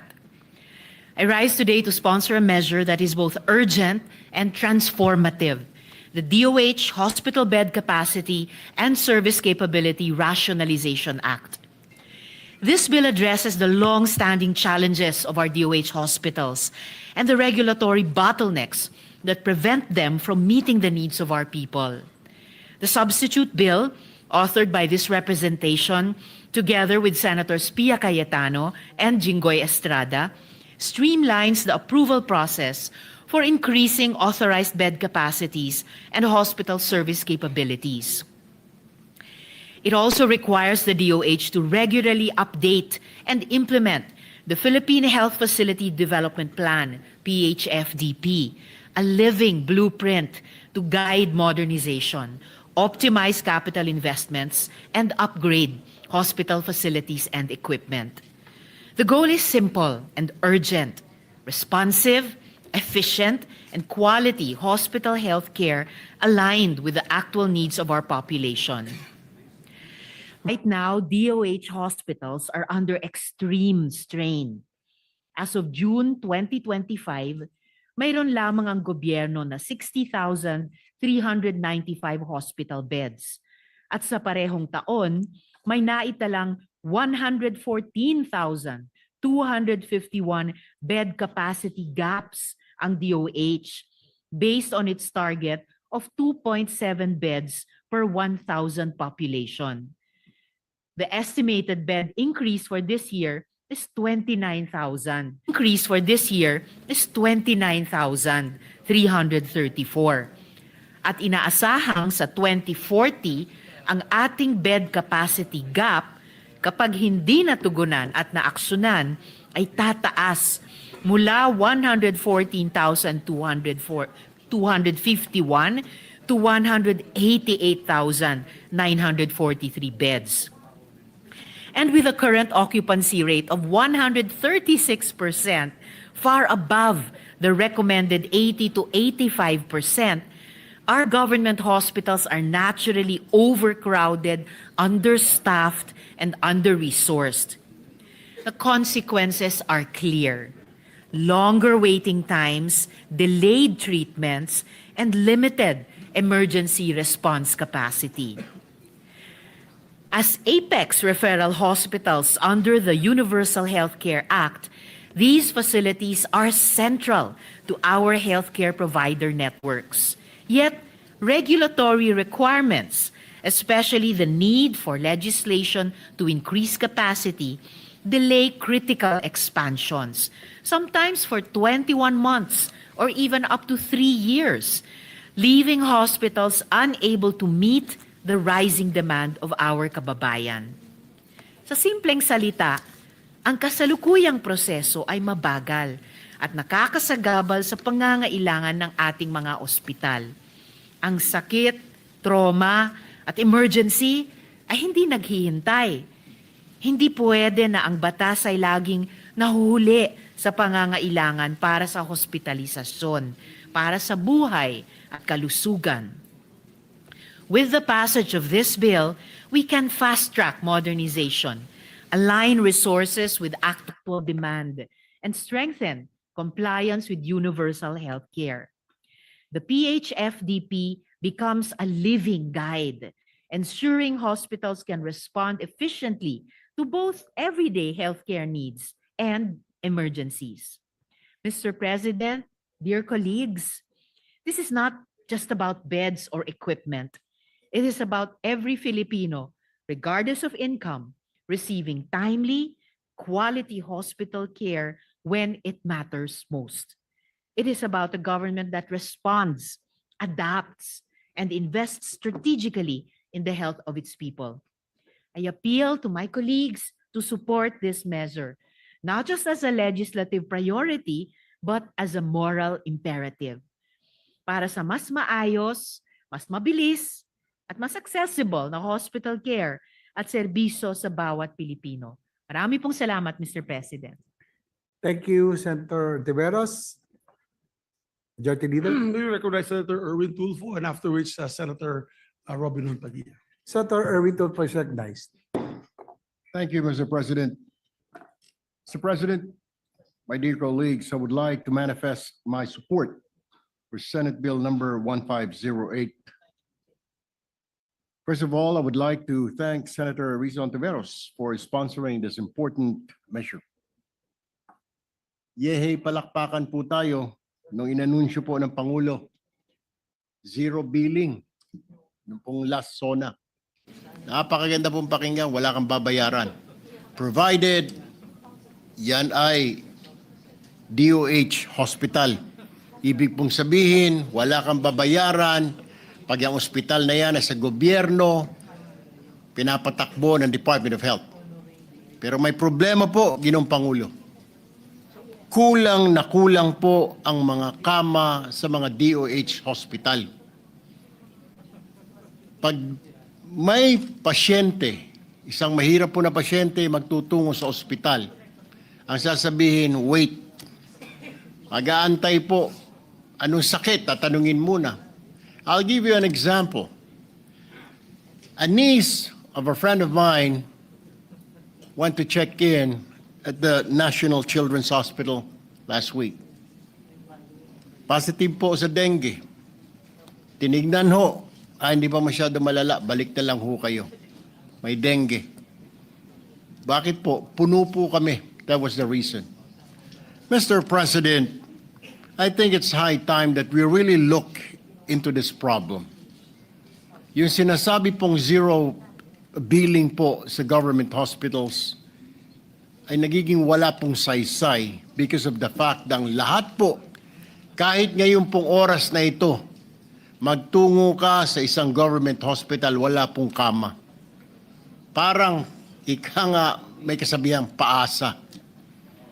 So pagpunta mo, napipilitan po yung mga mahirap nating kababayan sasabihin walang kama. E nagmamadali po.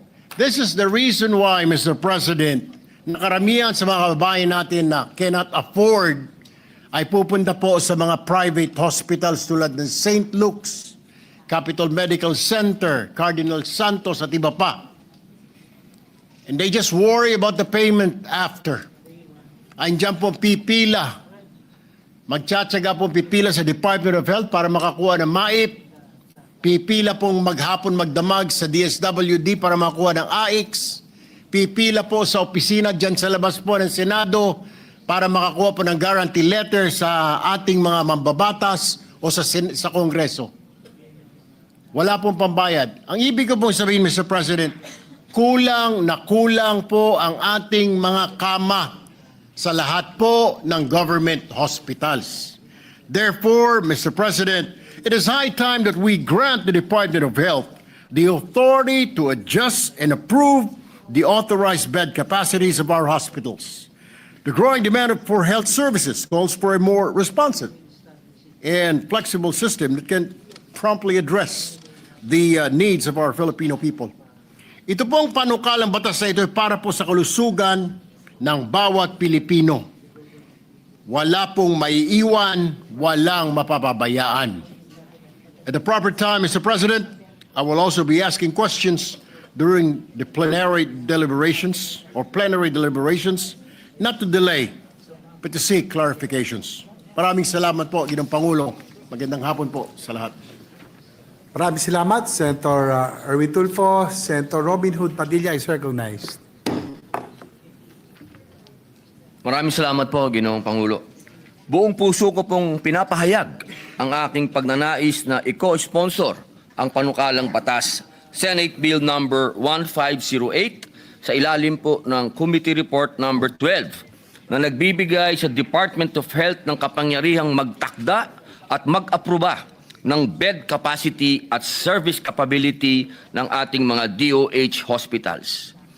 Alam niyo po, sa loob po ng 4 na taong ko dito sa Senado, ako po ay nagpukol ng pansin sa akin sa MAIP upang makatulong po sa ating mga kababayan. Sa realidad, ang karamdaman po kasi at sakuna ay parang unus. Dumarating ng walang abiso. At habang naghihintay ang mga ospital ng bagong batas para makapag-expand, ang mga pasyente naman po ay nag-iintay sa mga pasilyo.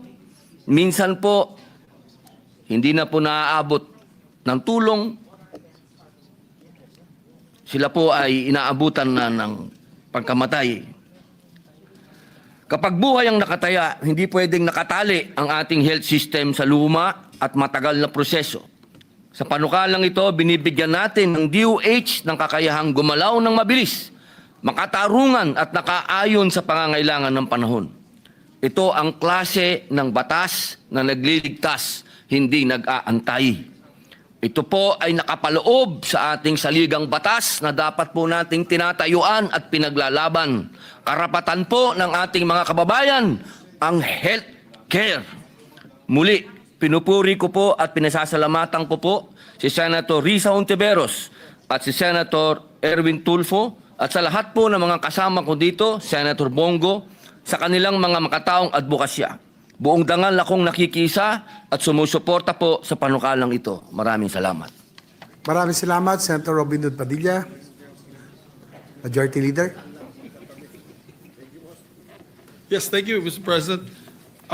We also have, well, he's not here. We'd like to also just submit for the record the sponsorship speech of Senator Christopher Lawrence Bongo. For the record. Sorry, sir. Thank you, Mr. President. And also Senator Jinggoy Estrada. Take note of that. We'll insert you. the records. Thank you, Mr. President. Mr. President, to allow our colleagues to study the measure further, I move to suspend consideration of the measure. Is there objection? There being none, consideration of Senate Bill number 15088 is hereby suspended.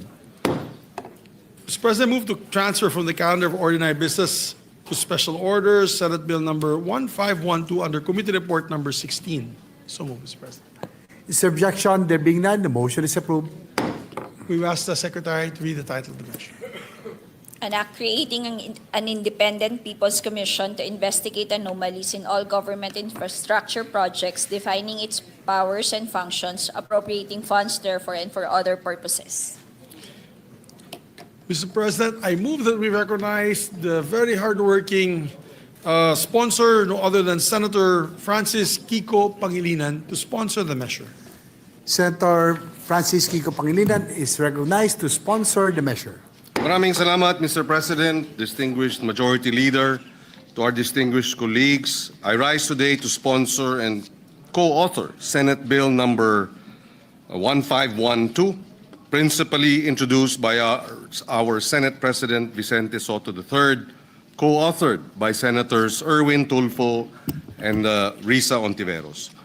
6 na araw na nang bahain ang Cebu at maraming bayan sa ating bansa.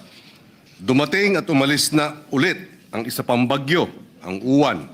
52 araw na ng malawakang protesta laban sa flood control scam noong September 21. Patuloy na nakaabang ang ating mga kababayan sa magiging kahihinatnan ng pinakamalaking corruption scandal sa kasaysayan ng ating republika. Hindi lang nilulunod ng puot ang taong bayan, literal na inanod din ang kanilang mga bahay at buhay. Inaanod na rin ang batayang tiwala ng karaniwang mamamayan sa pamalaang may sinumpang tungkulin na pangalagaan ang kanilang interes. Hindi lang hagupit ng kalikasan ang dahilan ng ilang daang pagkamatay at pagkawala sa iba't ibang sulok ng bansa. Hindi lang ito natural disaster, man-made disaster din ito. Malaking dahilan ng man-made disaster na ito ay ang massive systemic corruption. Systemic na parang cancer na kumakalat na sa lahat ng bahagi ng lipunan. Massive dahil sinlawak ng bahang dinulot nito ang korupsyon. Bagyong Uwan, halos buong Pilipinas ang kanyang naging saklaw. ganito rin itong flood control scandal. Sa maraming bahagi ng mundo, kita natin kung paanong nilalagay na sa sariling kamay ng mga Gen Z at karaniwang mamamayan ang pagpapanagot sa mga may tungkuling nasa katungkulan. Sa pagpapatupad ng katarungan, sa Nepal, sa Indonesia, sa Peru, literal na naghihimagsik ang mga kabataan at nilantad ang corruption na sumisira sa kanilang mga buhay. Ito ang konteksto ng ating panukalang batas na palakasin ang Independent Commission on Infrastructure na binuo ng Executive Order 94 sa pamamagitan ng itong committee report. Kailangan natin ng proseso na public, prompt, necessary, the minimum possible under the given circumstances, proportionate to the crimes and established by law. Ang pagiging maagap na parusa, hindi ang kalubhaan ang tanda ng hustisya. O sa panahon pa natin ngayon, kailangan smart and solution-specific, measurable, achievable, realistic, or relevant, at syempre, time-bound. Kaya naman minarapat ng inyong Senate Committee on Justice na itaguyod ang isang tunay na independent, technically capable, at empowered People's Commission para imbestigahan ang mga anomalya sa lahat ng government infrastructure projects. Unprecedented ang kurakot, unprecedented ang bunga ng krimen, kailangan unprecedented din ang pagpapanagot.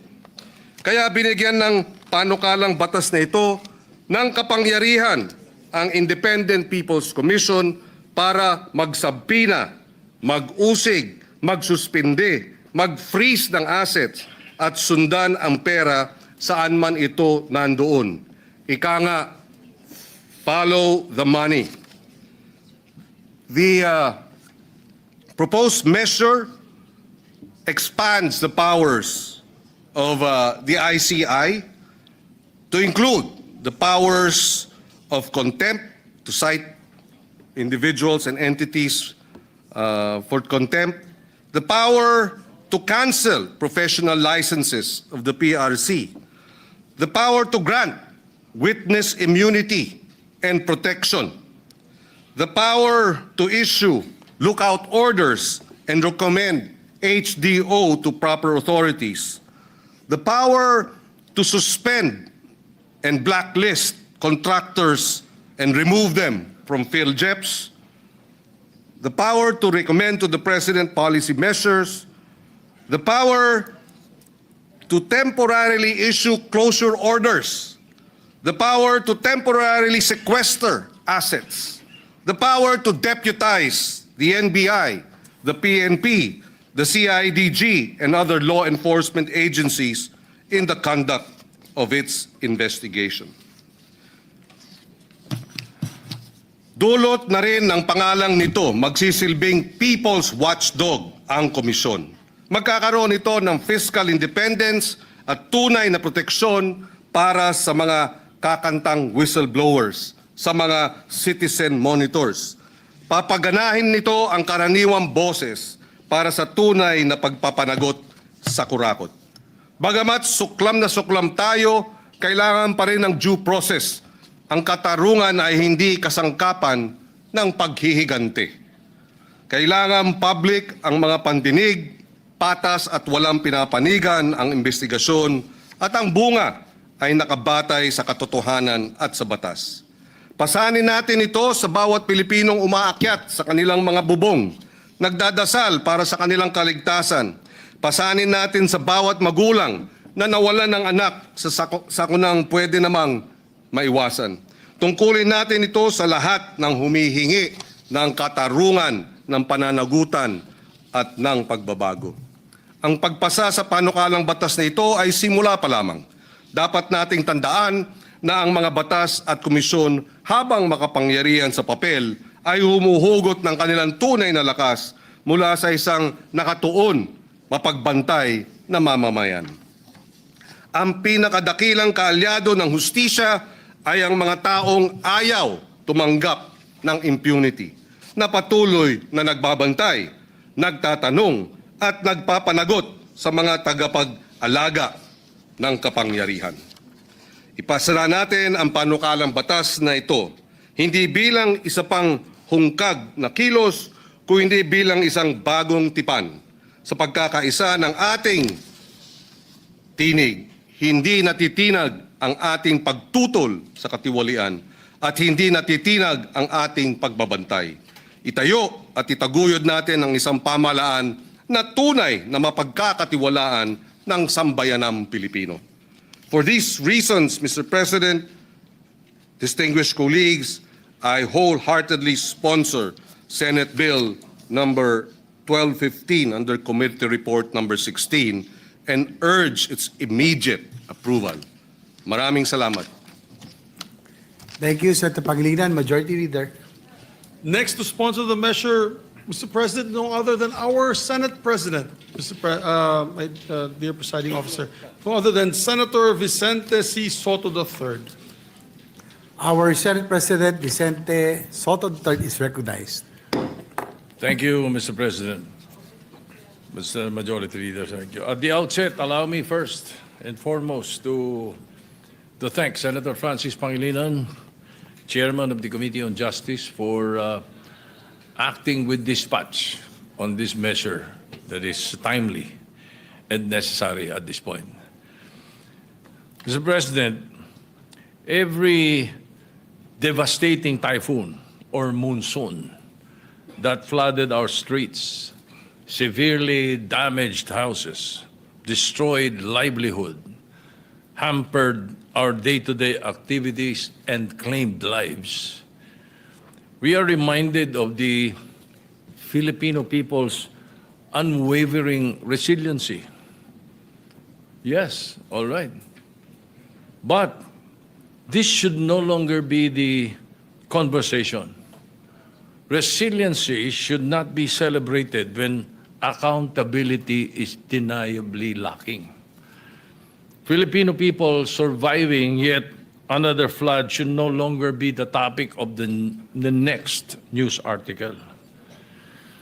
Our people should not be losing sleep anymore when it is raining, fearing that anytime the flood will destroy their homes.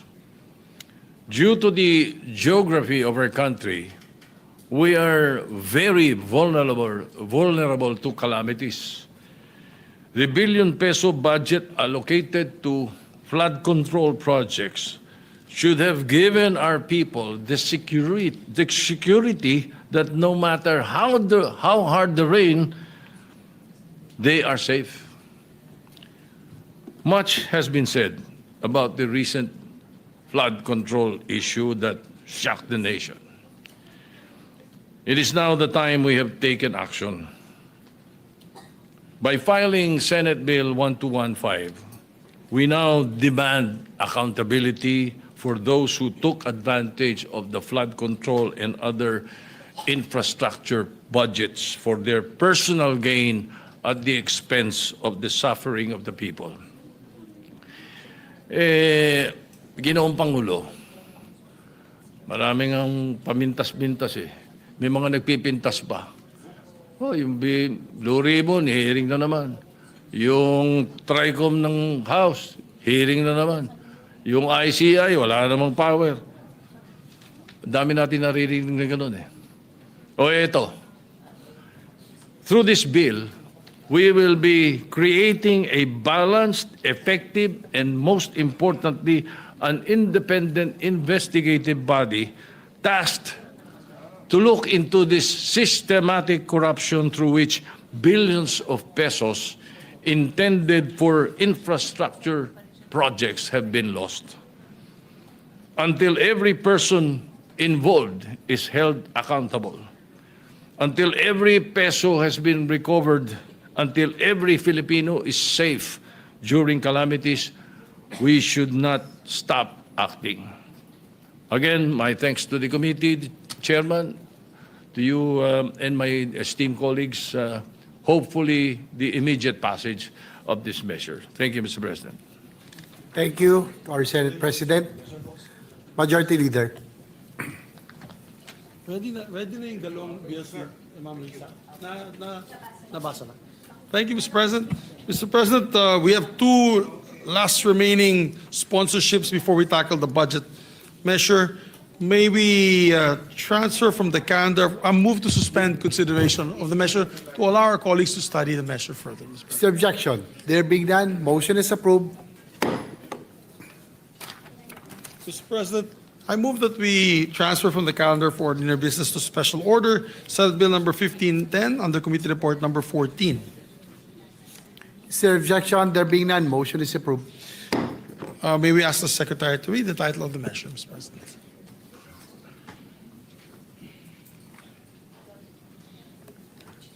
An act establishing a national health service outreach program for senior citizens and indigent persons with functional disabilities, providing for interagency and local government coordination and providing funds therefore. Thank you, Mr. President. Move that we consider the measure and recognize a distinguished Deputy Majority Floor Leader, Senator Risa Ontiveros, to sponsor the measure. Is there objection? There being none, our Deputy Majority Leader, Senator Ontiveros, is recognized. Salamat po, Mr. President. Mr. President, distinguished colleagues, magandang gabi po sa inyong lahat. I rise to sponsor the Health Outreach for Seniors and Indigents Program, HOSIP, a national initiative to provide community-based care, assistive devices, and hygiene support for senior citizens and indigent persons with functional disabilities. Functional ability is key to healthy aging or active aging and healthy longevity. It means having the skills and opportunities to live a life you value, to meet needs, learn, move, connect, and contribute. Together with Senator Raffy Tulfo, we aim to identify and register seniors and indigent persons with sensory or mobility challenges, assess their needs through community profiling, and conduct regular visits every 2 months.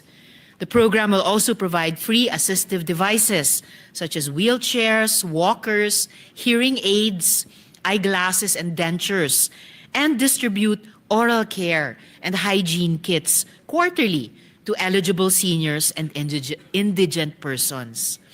Through HOSIP, we reaffirm our commitment to care for those who once cared for us and still care for us, and to uplift the lives of the poor and the vulnerable. Let this measure be a step toward a more inclusive, compassionate, and health equitable Philippines, where no senior or indigent person is left behind. Marami pong salamat, Mr. President. Thank you, Senator Ontiveros. Majority Leader. Thank you, Mr. President. To allow our colleagues to study the measure further, I move to suspend consideration of the measure. If there's no objection, motion is approved. Mr. President, I move that we transfer from the calendar for ordinary business to special orders, Senate Bill number 1511 under Committee Report number 15. I so move, Mr. President. Is there an objection? There being none, motion is approved. We ask the Secretary to read the title of the measure. There's no objection. The Secretary is requested to read the title of the measure. An act strengthening the protection of patients against hospital detention on grounds of non-payment of hospital bills or medical expenses and providing stiffer penalties for violations thereof, amending for the purpose RA 9439 entitled An Act Prohibiting the Detention of Patients in Hospitals and Medical Clinics on grounds of non-payment of hospital bills or medical expenses. May we recognize once again the very hardworking Deputy Majority Floor Leader and Chairperson of the Committee on Health, no other than Senator Risa Ontiveros. Once again, our Deputy Majority Leader, Senator Risa Ontiveros, is recognized to sponsor the measure. Salamat po, Mr. President. Mr. President, distinguished colleagues, magandang gabi po sa inyong lahat. I rise today to sponsor a measure that seeks to end a silent cruelty that has for too long haunted the corridors of our hospitals. The unlawful detention of patients, and even the withholding of the bodies of the dead because of unpaid hospital bills. This is a practice that cuts across our society. It victimizes the poor, the elderly, solo parents, and even those who simply fell sick at the wrong time. Sa ganitong practice, pinaparusahan nito ang mga may sakit dahil sila'y mahirap. At nilalabag nito hindi lang ang ating saligang batas, kundi pati ang ating pagkatao bilang tao. No Filipino should ever have to beg to be released from a hospital bed. No grieving family should ever have to ransom the body of a loved one. Katuwang sina Senador Jinggoy Estrada at Erwin Tulfo, we propose to strengthen patient protection against hospital detention, to reaffirm what should have always been true, that healthcare is a right, not a privilege, and that compassion, not capacity to pay, must be the guidepost of our medical institutions. Mr. President, Republic Act number 9439, the original law prohibiting hospital detention, was enacted almost 2 decades ago. Yet, despite its good intent, the practice persists. We still hear heartbreaking stories of mothers unable to bring home their newborns, of indigent patients detained for days, of families forced to surrender meager possessions just to claim their dead.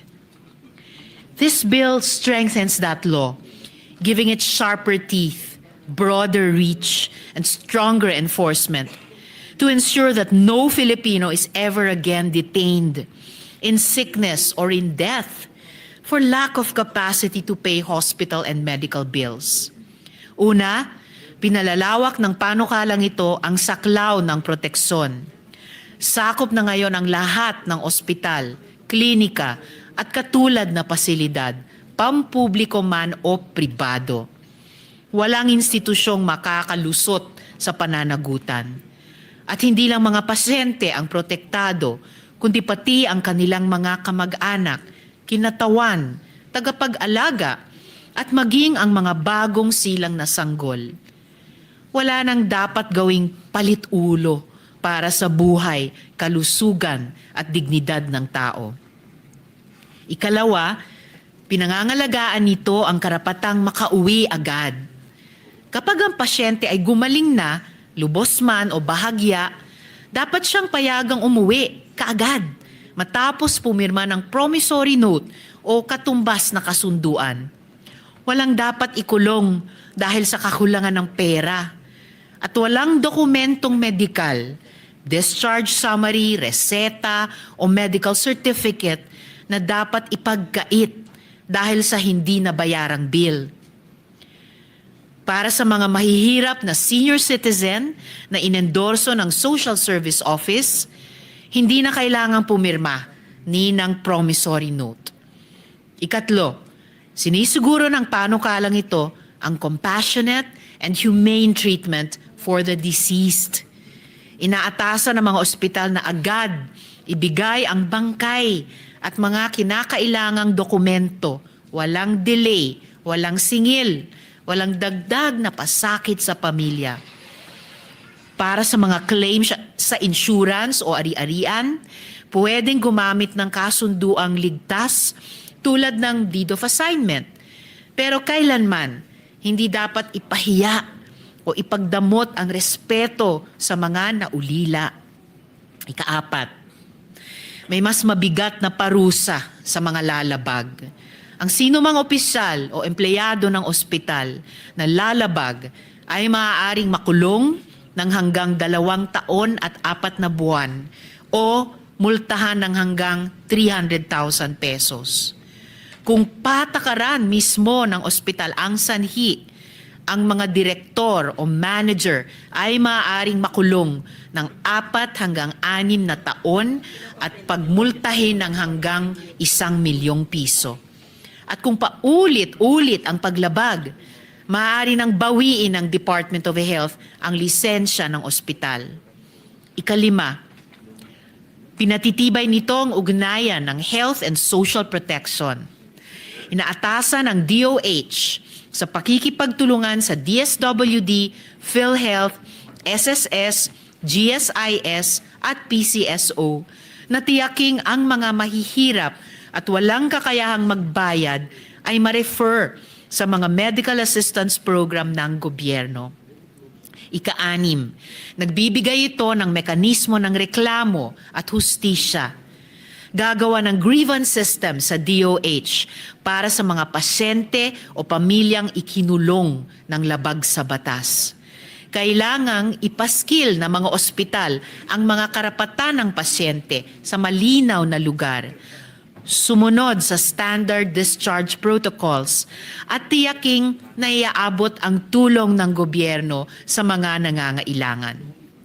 Mr. President, this measure is more than a set of legal amendments. It is a declaration that our hospitals should never be prisons, that compassion must never be conditional. It also sends a clear message. While we respect the financial realities of medical institutions, no economic consideration can justify the deprivation of liberty or dignity of a patient. This bill strengthens the partnership between government and healthcare providers.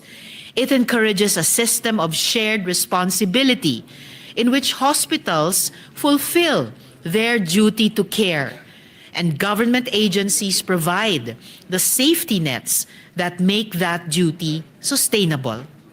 Through this measure, we are not only strengthening the law, we are reaffirming our humanity. Mr. President, distinguished colleagues, I urge respectfully the swift passage of this measure. Let us make sure our hospitals remain places of healing, not of detention, places of care, not of profit, places of compassion, never of cruelty. Marami pong salamat, Mr. President. Thank you, Senator Tiberos, Majority Leader. Thank you, Mr. President. Mr. President, to allow our colleagues to study the measure further, I move to suspend consideration of the measure. Is there objection? There being none, consideration of the said measure is hereby suspended. The reference of I may ask for a minute suspension, Mr. President. Session is suspended.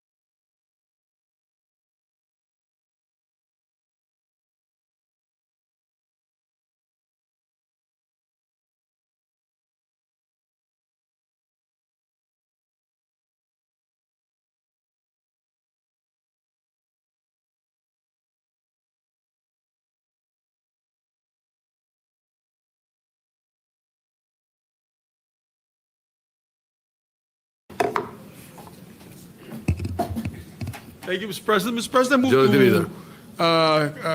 may we have, I move for this additional reference of business. The Secretary will proceed with the third additional reference of business. Third additional reference of business, committee reports. Committee report number 17, prepared and submitted jointly by the Committees on Health and Demography and Finance on Senate number 1513 with Senators Villar M., Villar C., and Villanueva as authors. An act instituting a national health program to combat systemic lupus erythematosus disease and appropriating funds therefore, recommending its approval in substitution of Senate numbers 260 and 1281, sponsor Senator Ontiveros. To the calendar for ordinary business. Committee report number 18, submitted by the Committee on Finance on House numbers 4058, introduced by Representative Swan Singh et al., titled An Act Appropriating Funds for the Operation of the Government of the Republic of the Philippines from January 1 to December 31, 2026, recommending its approval with amendments, sponsor Senators Gatchalian, Estrada, Villar M., Cayetano P., De La Rosa, Ejercito, Go, Legarda, Marcos, Pangilinan, Tulfo E., and Villar C. To the calendar for ordinary business. Majority Leader. Thank you, Mr. President. Mr. President, finally, I move that we transfer from the calendar for ordinary business to special order, House Bill number 4058 under Committee Report number 18. I so move, Mr. President. Any objection? Hearing none, consideration of 4058 to transfer to the calendar for ordinary business is approved. Thank you, Mr. President. Mr. President, I move that we recognize our Secretary to read the title of the measure. Yes, the Secretary will read the title of the measure without prejudice to inserting the contents thereof. An act appropriating funds for the operation of the government of the Republic of the Philippines from January 1 to December 31, 2026. Majority Leader. Thank you, Mr. President. I move that we recognize the sponsor of the measure, no other than our hard-working mathematician par excellence, no other than the chairman of the Committee on Finance, Senator Win Gatchalian. Thank you. Senator Sherwin Gatchalian, Chairman of the Committee on Finance, Thank you. is recognized. Thank you, Mr. Chairman. Di po ako mathematician, pasang-awa lang po ako sa math, Mr. Chairman. Mr. President, esteemed colleagues, I rise today to sponsor House Bill number 4058, or the General Appropriations Act of 2026. The national budget is more than a purse. It is the single most important reflection of the nation's priorities. And these priorities must always embody the aspirations of our people. Dahil hindi lang pamumuno o maayos na pamamahala ang ipinagkatiwala sa atin ng ating mga kababayan, ipinagkatiwala nila sa atin ang kanilang pag-asa, ang pag-asang maramdaman nilang umangat ang kanilang buhay na may saysay ang bawat pisong ginagastos ng gobyerno para sa katuparan ng kanilang mga pangarap. At sa totoo lang, Mr. President, nagkulang tayo. Nagkulang tayo dahil sa talamak na korupsyon, sa flood control, at sa napakaraming sakunang sanay na iwasan at mga buhay na sanay na ligtas kung ginamit lang ng tama ang pera ng bayan. Typhoon Paolo ravaged the provinces of Isabela and Aurora. Capiz and Rojas City bore the brunt of Typhoon Ramil, and Typhoon Tino brought untold devastation to the people of Cebu. According to the Office of the Civil Defense, more than 200 people were killed. Just this weekend, Typhoon Uwan visited its wrath on the country. Homes and communities were devastated, and more than a million people fled their homes to seek safety. And as the recent protests have shown us, public outcry is loud and clear. People have lost faith in government. We are determined to restore what has been lost: leadership, accountability, and transparency. The first step towards rebuilding the trust of our people is showing them, through specific and concrete actions, that their hard-earned money will be used responsibly and that they know exactly where it is going. This representation is proud to say that we have introduced several significant firsts to create the golden age of transparency in the national budget. The first reform we made was sponsoring Senate Concurrent Resolution number 4, This mandated all critical budgetary documents from both the House of Representatives and the Senate to be uploaded online. We launched the Senate Budget Transparency Portal, where our people can watch live streams of the budget briefings and hearings, read the transcripts, peruse the agency presentations, and look at the National Expenditure Program and the House General Appropriations Bill, all in their entirety. There's even a section where citizens can provide feedback and upload their suggestions or position paper.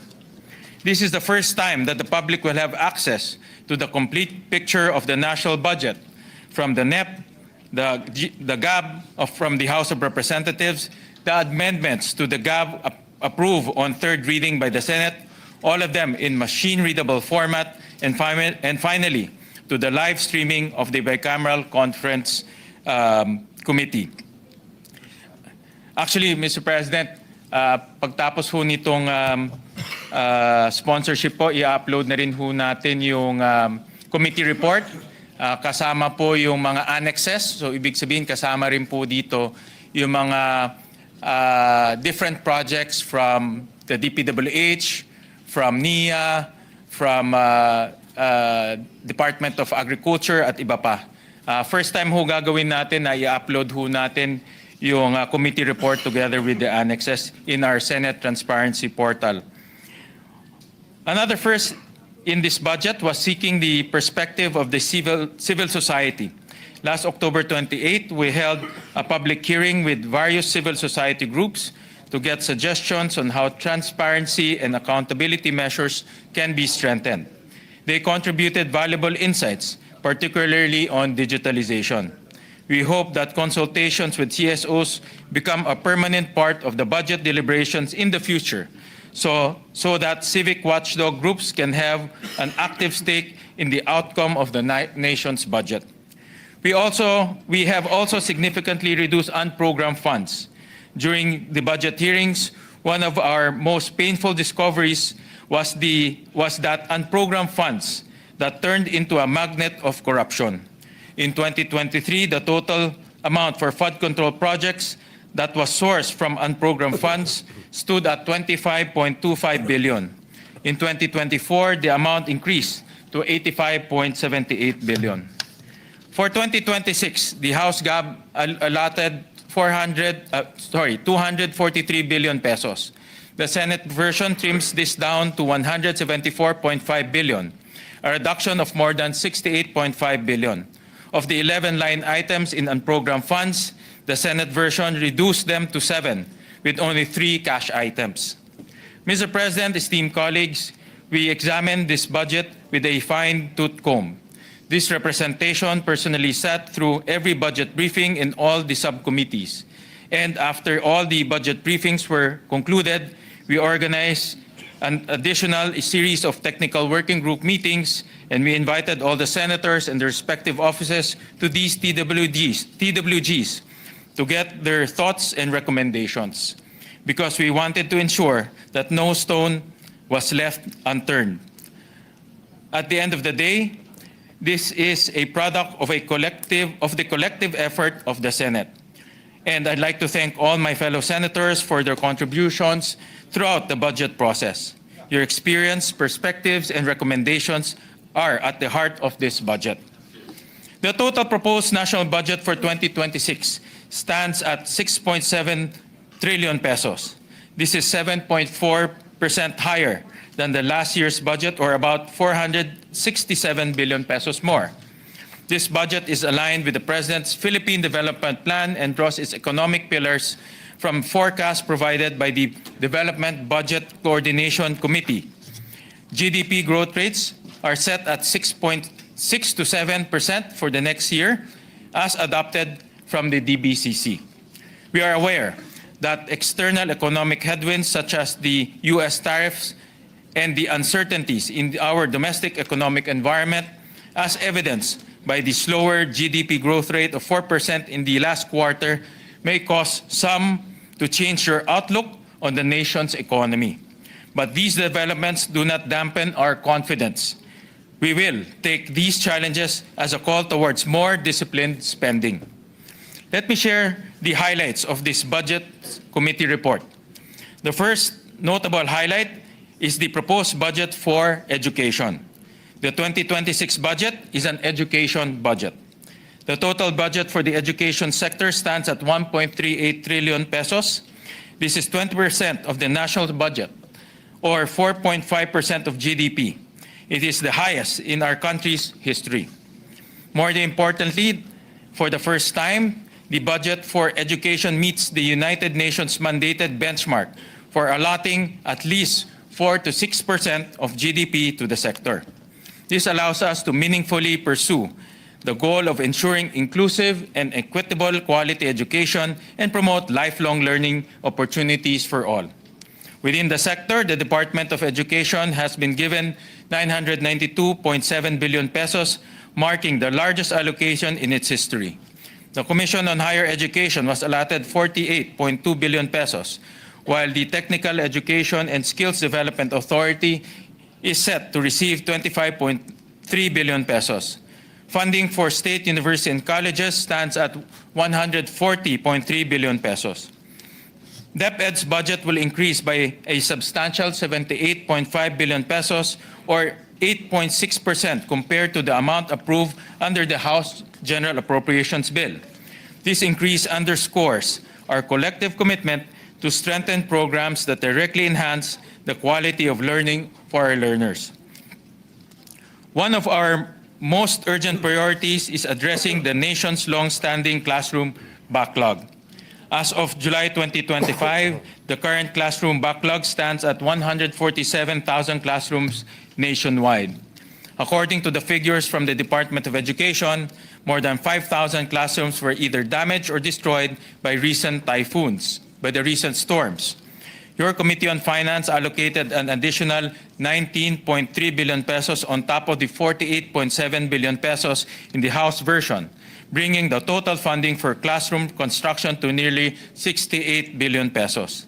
This represents a significant increase to the 15.25 billion originally allotted for classroom construction under the 2026 National Expenditure Program, underscoring our firm commitment to providing every learner with a safe and conducive space for learning. This increased funding empowers the DepEd to construct between 19,000 to 27,000 new classrooms. And this will bode well with the recent sponsorship of Senator Bamakino on the Classroom Acceleration Program. So perfect timing po dahil yung batas po ay magkakaroon na ng funding pag na-approve po yung CAP law ni Senator Bamakino.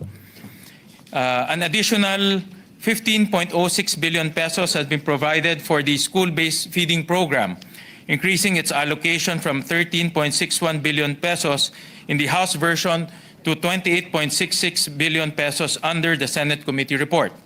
This will allow the program to operate throughout the entire 200 school days of the year, ensuring nutritional support for kindergarten and grade 1 learners while continuing to prioritize wasted and severely wasted learners from grades 2 to 6.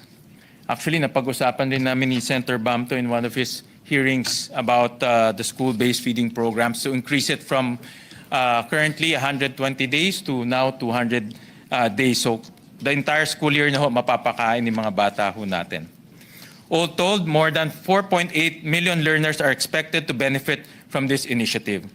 Significantly increasing the budget for textbooks is critical to improving student access to information and strengthening learner outcomes. This budget provisions an additional 18.08 billion pesos to ensure that all learners from kindergarten to senior high school receive the textbooks necessary for effective and meaningful learning. Coupled with the increase from the House of more than 11 billion, this brings the total budget for textbooks to more than 29 billion pesos. This will fund production of 82 textbook titles that will help almost 20 million learners in DepEd schools. Furthermore, 3.3 billion pesos has been added on top of the existing allocations for the ARAL program. This will ensure that tutors are adequately trained and fairly compensated, enabling them to better assist learners in addressing learning gaps. With the help of more than 440,000 tutors, an estimated of 6.7 million learners will be given tutorial sessions in reading and math. As we strengthen the access to textbooks and address the classroom backlog, let us also not forget to solidify early childhood education at the community level. To this end, we are allocating 2.46 billion pesos from the Local Government Support Fund to help 4th and 5th class municipalities convert existing daycare centers into child development centers. We also aim to create 4,422 plantilla positions for child development workers with a salary starting at salary grade 8. The budget of the Commission on Higher Education will rise by 11% compared to the House-approved version, a testament to the Senate commitment to universal access to quality tertiary education. This augmentation assures an additional 6.6 billion pesos for the tertiary education subsidy, ensuring that 490,000 incoming college students from 4-piece household can pursue their studies. This affirms our vision for the 4-piece program that every family beneficiary should have at least one college graduate who can lift the household out of poverty through education. Under this augmentation, each beneficiary will receive 20,000 pesos per year if they are enrolled in a public higher education institution and 27 pesos per year if they attend a private HEI in areas without public university and colleges. It also corrects inequities in the past when students from low-income households were crowded out in the selection of TES beneficiaries. The budget of Technical Education and Skills Development Authority stands at a historic high, a reflection of our firm belief that TechVoc is not second class. It is a first-class ticket to gainful and dignified employment. We have provided an additional 5.1 billion pesos under the Training for Work Scholarship Program to train around 190,000 Filipinos in high-demand sectors such as healthcare, artificial intelligence, semiconductors, and creative industries. These priority industries were identified by the Private Sector Advisory Council's Education and Job Sector Group and Health Sector Group, as well as the Semiconductors and Electronics Industry Advisory Council to the TESDA. They were identified as priority sectors because these high-growth industries will require highly technical skills for the jobs they are creating, ensuring that our workforce is ready to meet the demands of a rapidly evolving economy. Through these investments in the potential of the Filipino, we are not only building a stronger, more competitive workforce, we are also empowering our nation with the skills and opportunities to shape the industries of the future and secure for themselves and their families a life of dignity and progress. The funding for SUCs will be higher than the House-approved budget by about 6.8 billion pesos as the Senate prioritized infrastructure projects that expand the carrying capacity of our state universities and colleges in support of universal access. This augmentation directly responds to our research findings presented during the budget briefing, which revealed that around 168,000 qualified college applicants were unable to enroll due to limited enrollment capacity. We also allocated 290 million pesos as seed funding for new medical schools in our state universities and colleges, an investment that will help ensure a steady pipeline of doctors ready to serve the health needs of the Filipino people. If education is often hailed as the key to our future, health is the foundation that allows us to reach it. With the key support of health advocates such as Vice Chairperson Senator Pia Cayetano, the Department of Health, including PhilHealth, has been allotted 376.5 billion pesos. Particular attention will be given to the implementation of the Universal Health Care Law and the Zero Balance Billing Program of the current administration. These initiatives aim to ensure that every Filipino can access quality health care without the burden of financial hardship when seeking medical treatment. The Senate increased the operating funds of DOH hospitals by 9.3 billion pesos. This is to expand the coverage of the government's zero balance billing program. Under the NEP, the budget for zero balance billing stood at 53.3 billion. This could accommodate an estimated 16 million Filipinos. With the increase proposed by the Senate committee report, the total budget for zero balance billing now stands at 62.6 billion pesos. With this augmentation, an estimated 18 million Filipinos can receive hospital care at no cost, an increase of 2 million beneficiaries. We also bolstered the funding for zero balance billing in specialty hospitals. The Lung Center of the Philippines, the Philippine Heart Center, the National Kidney and Transplant Institute, the Philippine Children's Medical Center will receive an additional 1 billion pesos each. This is also thanks to the recommendation of Vice Chairperson Senator Pia Cayetano. These efforts represent our commitment to a rights-based approach to health. And because we recognize health as one of the most fundamental human rights, we are strengthening rules-based systems to ensure that those who need help the most always have access to it. But health and education need a third pillar to secure the well-being of our people, particularly those who live in the farthest margins of society. Marami sa ating mahihirap ang umaasa pa rin sa mga social services ng pamahalaan. This is why the Department of Social Welfare and Development was allocated 230 billion pesos to support a wide range of targeted social welfare interventions.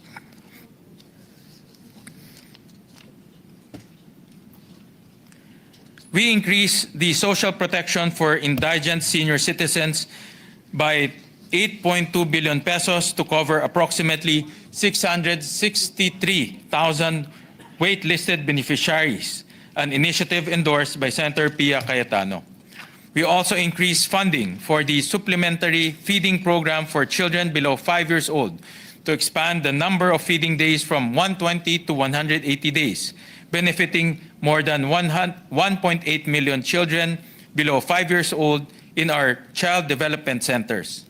In addition, we pushed for the establishment of 5 regional Bahay Pag-asa facilities to provide proper care and rehabilitation for the children in conflict with the law. Each Bahay Pag-asa carries a capacity of 50 beds, a total of 200 beds nationwide. Based on average case durations, these facilities can serve 125 and 500 children in conflict with the law every year.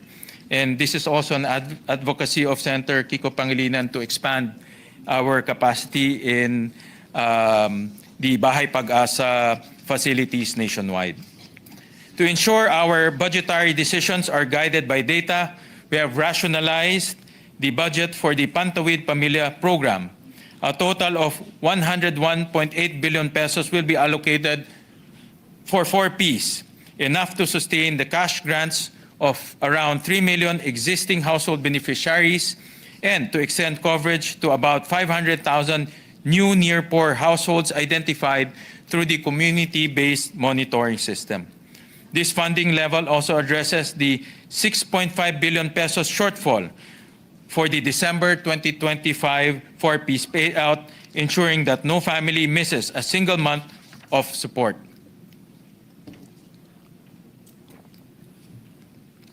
This rationalization is not just about numbers. It is about reaffirming our commitment to make 4Ps more targeted, data-driven, and sustainable, so that every peso we spend truly uplifts families who need it the most. We have not forgotten our 2.3 million overseas Filipino workers. Sila ang ating mga makabagong bayani. Ang mga sakripisyo nila ang bumubuhay sa kanilang mga pamilya at nagpapaandar ng ating ekonomiya. Bilang pagkilala sa kanilang kontribusyon, na doble po ng Senado dahil sa matatag na suporta ni Vice Chairman Senator Erwin Tulfo ang pondo ng Action Fund ng Department of Migrant Workers. Ito ay mula sa 1.2 billion na bersyon ng Kamara naging 2.4 billion pesos. Sa dagdag pondong ito, mas mapapalawak natin ang tulong para sa ating mga OFWs, kabilang ang pinansyal at medical na assistance, repatriation para sa mga nasa panganib at legal na suporta para sa mga may kinaharap na kaso o suliranin sa ibang bansa. Ito ay patunay na ang ating bansa ay maninindigan para sa mga OFWs. Ang inyong pagsisikap ay hindi mauuwi sa kapabayaan kundi tutumbasan ng proteksyon at tunay na malasakit. As we tend to the health and well-being of our communities and families, we should also look after the welfare of our industries, because the first level of empowerment is economic empowerment, and transforming our production sectors to create competitive work for our people is equally vital.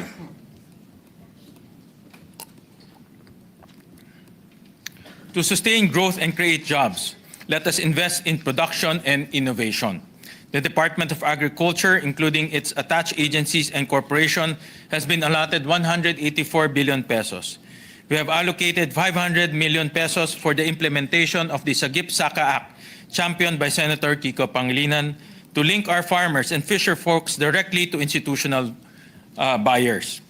The additional 500 million pesos will fund the establishment of food hubs where farmer producers can trade directly with retailers and consumers, minimizing intermediation and allowing farmers to capture greater profits from their production.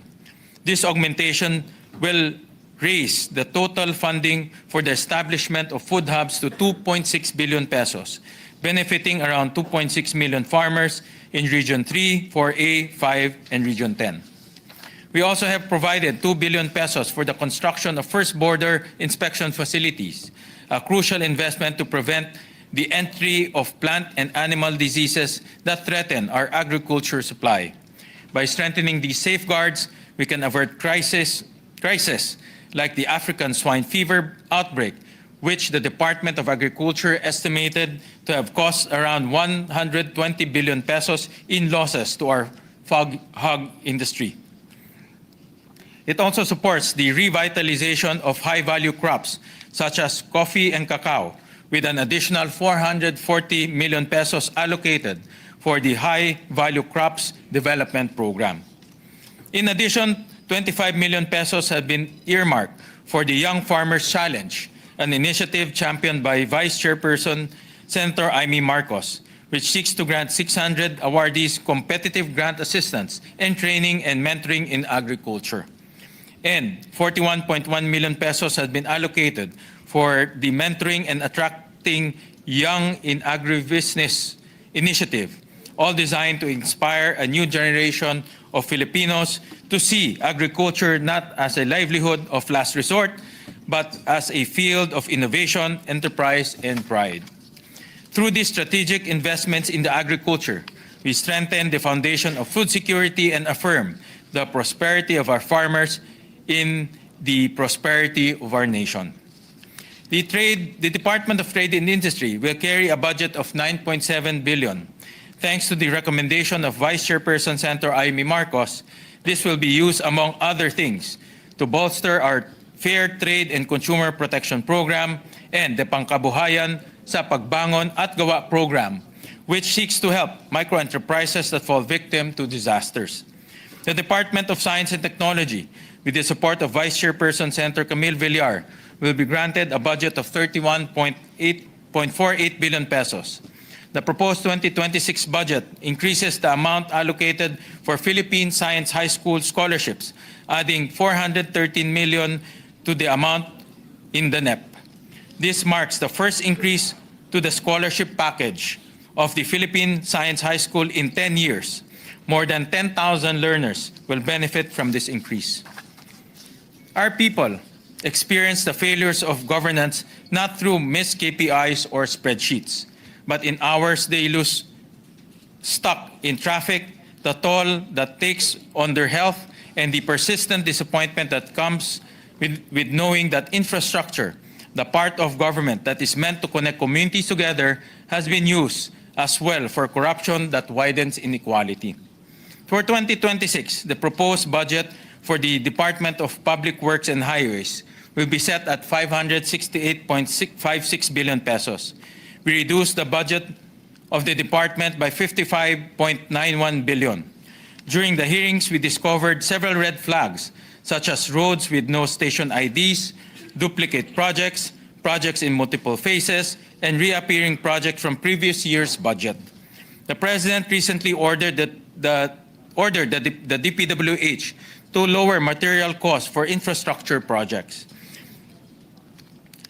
And the goal of reduction is not only to help comply with that directive, but also to ensure efficiency and more responsible spending.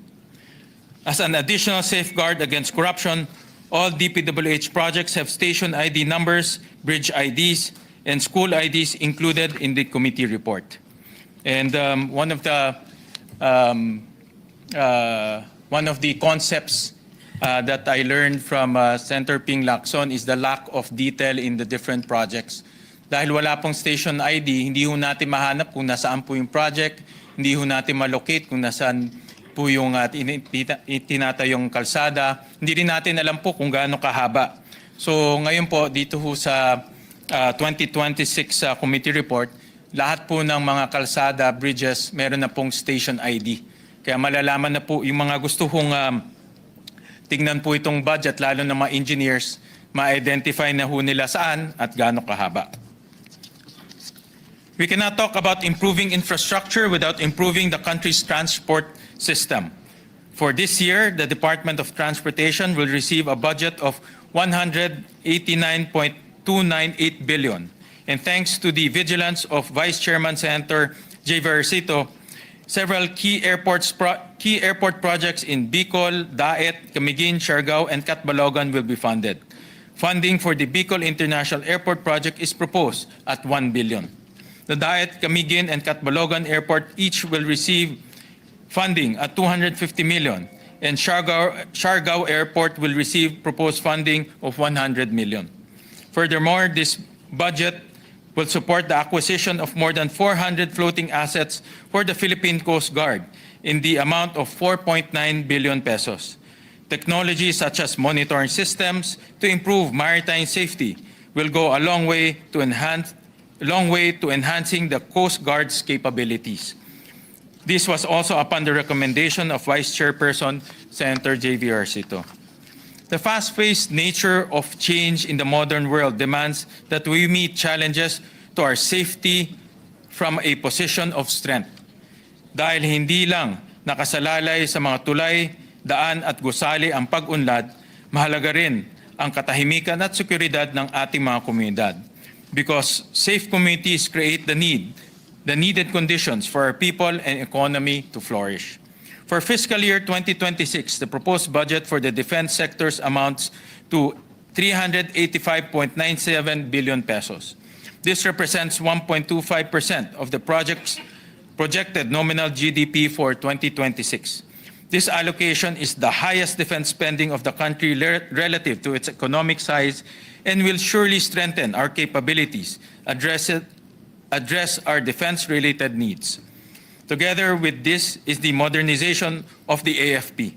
Thanks to the guidance of Vice Chairman Senator Ronald Bato de la Rosa, the Senate allocated 90 billion pesos to this endeavor. As we strengthen the foundations of our economy and ensure the future of our youth, we should also adapt to ever-changing geopolitical conditions. The continuing modernization of our armed forces is an investment in the nation's security and our contribution to the safety of the ASEAN region. Under the recommendation of Vice Chairperson Senator J.V. Arcito, we have transferred a total of 23.7 billion pesos from the MPBF to increase the subsistence allowance of more than 333,000 uniformed personnel in the Philippine National Police, the Philippine Coast Guard, the Bureau of Jail Management Penology, the Bureau of Fire Protection, and the Philippine Public Safety College, the Bureau of Corrections, and the National Mapping and Resource Information Authority. This funding will raise their daily subsistence allowance from 150 pesos to 350 pesos, bringing it at par with their counterparts in the armed forces of the Philippines. We also honor the sacrifices of the military veterans who came before. Also, through the initiative of Vice Chairman Senator Bato de la Rosa, the Senate has given support to the construction of two-story hospice dormitory at the Veterans Memorial Center. The facility will have 50 hospice patients rooms and 50 dormitory rooms, increasing bed capacity by 250. Through these efforts, we affirm a simple but profound principle that government takes care of those who take care of the Filipino people. Our duties as leaders do not end with tending to the economy, securing our borders, or protecting our communities from crime and terrorism. We have a larger responsibility to prepare our nation and protect our people from the threats caused by climate change and the degradation of our environment. This is why this proposed budget also invests in environmental protection and climate resistance. Through the recommendation of Vice Chairperson Senator Legarda, the Climate Change Commission is set to receive an additional 55 million pesos specifically for the establishment of a roving climate change academy in coordination with SUCs, DepEd, schools, and local government units. Your Committee on Finance would also like to thank the following senators for upholding specific sectors of our society that are important to our heritage, culture, and our identity as Filipinos. Thank you to Vice Chairman Senator Jingo Estrada for advancing our film industry through the continued support of the Cinemalaya, the Film Development Council of the Philippines, and the Movie and Television Review and Classification Board. To Vice Chairperson Senator Lauren Legarda for always championing our cultural heritage and ensuring that it has meaningful spaces to flourish. To Senator Mark Villar for securing funding to restore the Manila Central Post Office building, which fell victim to fire in May of 2023. It is one of our most important and iconic historical treasures. I would also like to acknowledge Senator Bongo for standing shoulder to shoulder with our athletes and the Philippine Sports Commission. Senator Go's recommendation will increase financial assistance to athletes and the construction of high-performance training facilities. Thanks to these efforts, we can support generations of future athletes that may one day take their place on the world stage. Last but certainly not the least, let me take this opportunity to thank my staff and the team from the LBRMO who sat with me through all the briefings, hearings, and analyzed the budget down to the last detail to come up with policies that are fiscally responsible, socially responsive, and humane. We would not be here today without your effort. Mr. President, esteemed college, we cannot change the past. We cannot change the past, but we can shape and reclaim our future with clarity, conviction, and determination. The General Appropriations Act of 2026 stands as both the instrument of our national development and a pledge towards the restoration of government's credibility in the eyes of its people. May it remind us that progress without integrity is hollow, and integrity without progress is unfulfilled promise.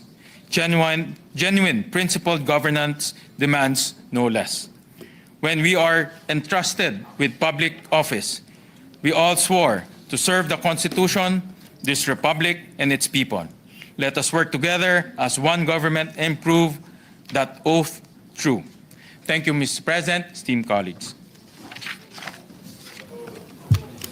Thank you, Senator Sherwin Gatchalian, for that very elaborate and incisive sponsorship of the GAB of the Senate. Majority Leader. Thank you, Mr. President. Obviously, we can see how hardworking the good gentleman is from Valenzuela. He poured his heart and soul out on this measure. Mr. President, we are not wrong in electing him as the chairman of the Finance Committee. He's the most studious member of this Congress, Mr. President. Nagko-complain na po yung mga staff niya. At yung staff niya nagtatanong sa akin kung pwede ko daw siyang hanapan ng date. Yun. Kasi hindi na daw umuwi, Mr. President. Yes. Natatawa po yung mga staff ni Senator Sherwin. Co-sponsors? No more. Insert? Okay. Yes, several members of the committee will just insert to the records the co-sponsorship speeches. One of them is Senator Kiko Pangilinan and Senator Pia Cayetano, Mr. President, for the record. We will place that on record and so inserted. Thank you, Mr. President. With that, to allow our colleagues to study the measure further, move to suspend consideration of the measure, Mr. President. Any objection? Hearing none, consideration of the measure is suspended. Thank you, Mr. President. Just other administrative matters.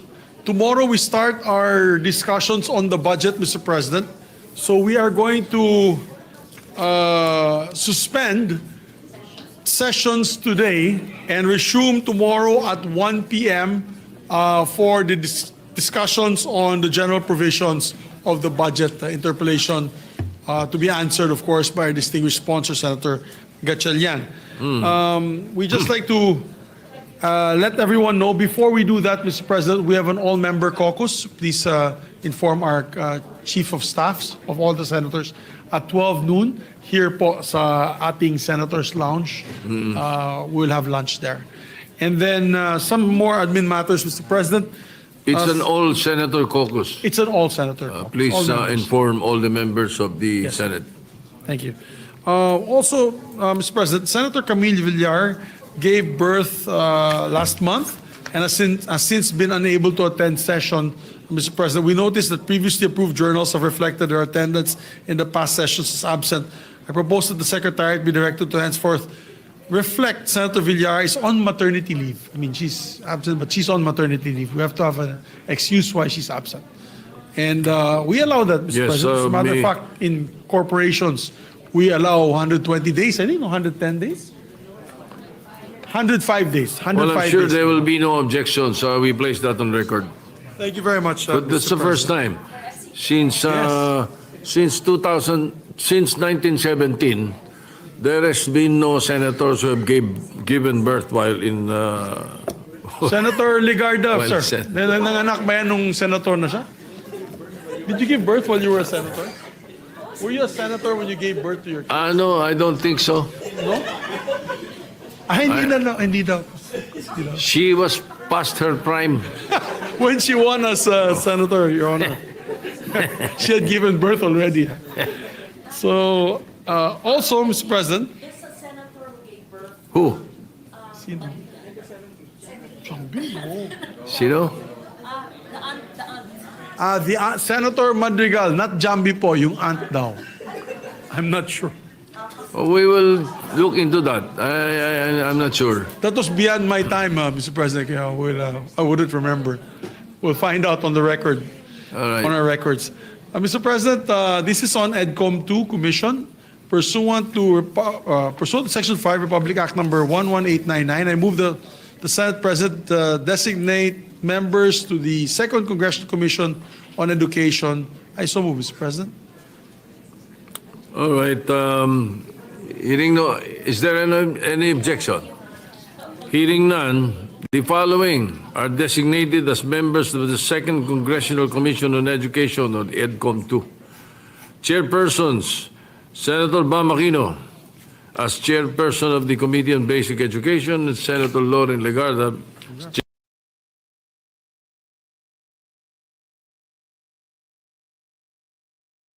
with previously designated members Senator Joel Villanueva and Senator Sherwin Gatchalian. So designated. Thank you very much, Mr. President. Mr. President, pursuant also to Rule 10, Section 18, the rules of the Senate, upon the instruction of the chairperson of the Committee on Justice and Human Rights, I manifest the creation of a subcommittee to take up the privileged speech of Senator Rizal Teveros on Mr. Joseph C., delivered last October 1, with Senator Hontiveros as chairperson. So manifested, Mr. President. Any objection? Hearing none, the manifestation is noted. And that's with approval of the chairperson, Senator Pangilinan. Senator Legarda also, Mr. President, wishes to co-sponsor the following measures and requests that her co-sponsorship speeches be inserted into the record. Senate Bill number 1508, Senate Bill number 1509, Senate Bill number 1512, and Senate Bill number 1511 and Senate Bill number 1510. I so move, Mr. President. Any objection? Hearing none, so inserted and so recorded. And Senator Pia Cayetano would also like to insert into the record her co-sponsorship speeches for the following: Senate Bill number 1507, Senate Bill number 1508, and Senate Bill number 1512. I so move, Mr. President. Any objection? Hearing none, so inserted and recorded. Thank you. Thank you, Mr. President. Mr. President, I move that we suspend session until 1 o'clock in the afternoon, Thursday, November 13, 2025. I so move, Mr. President. Any objection? Hearing none, session is suspended until 1 o'clock in the afternoon of Thursday, November 13, 2025.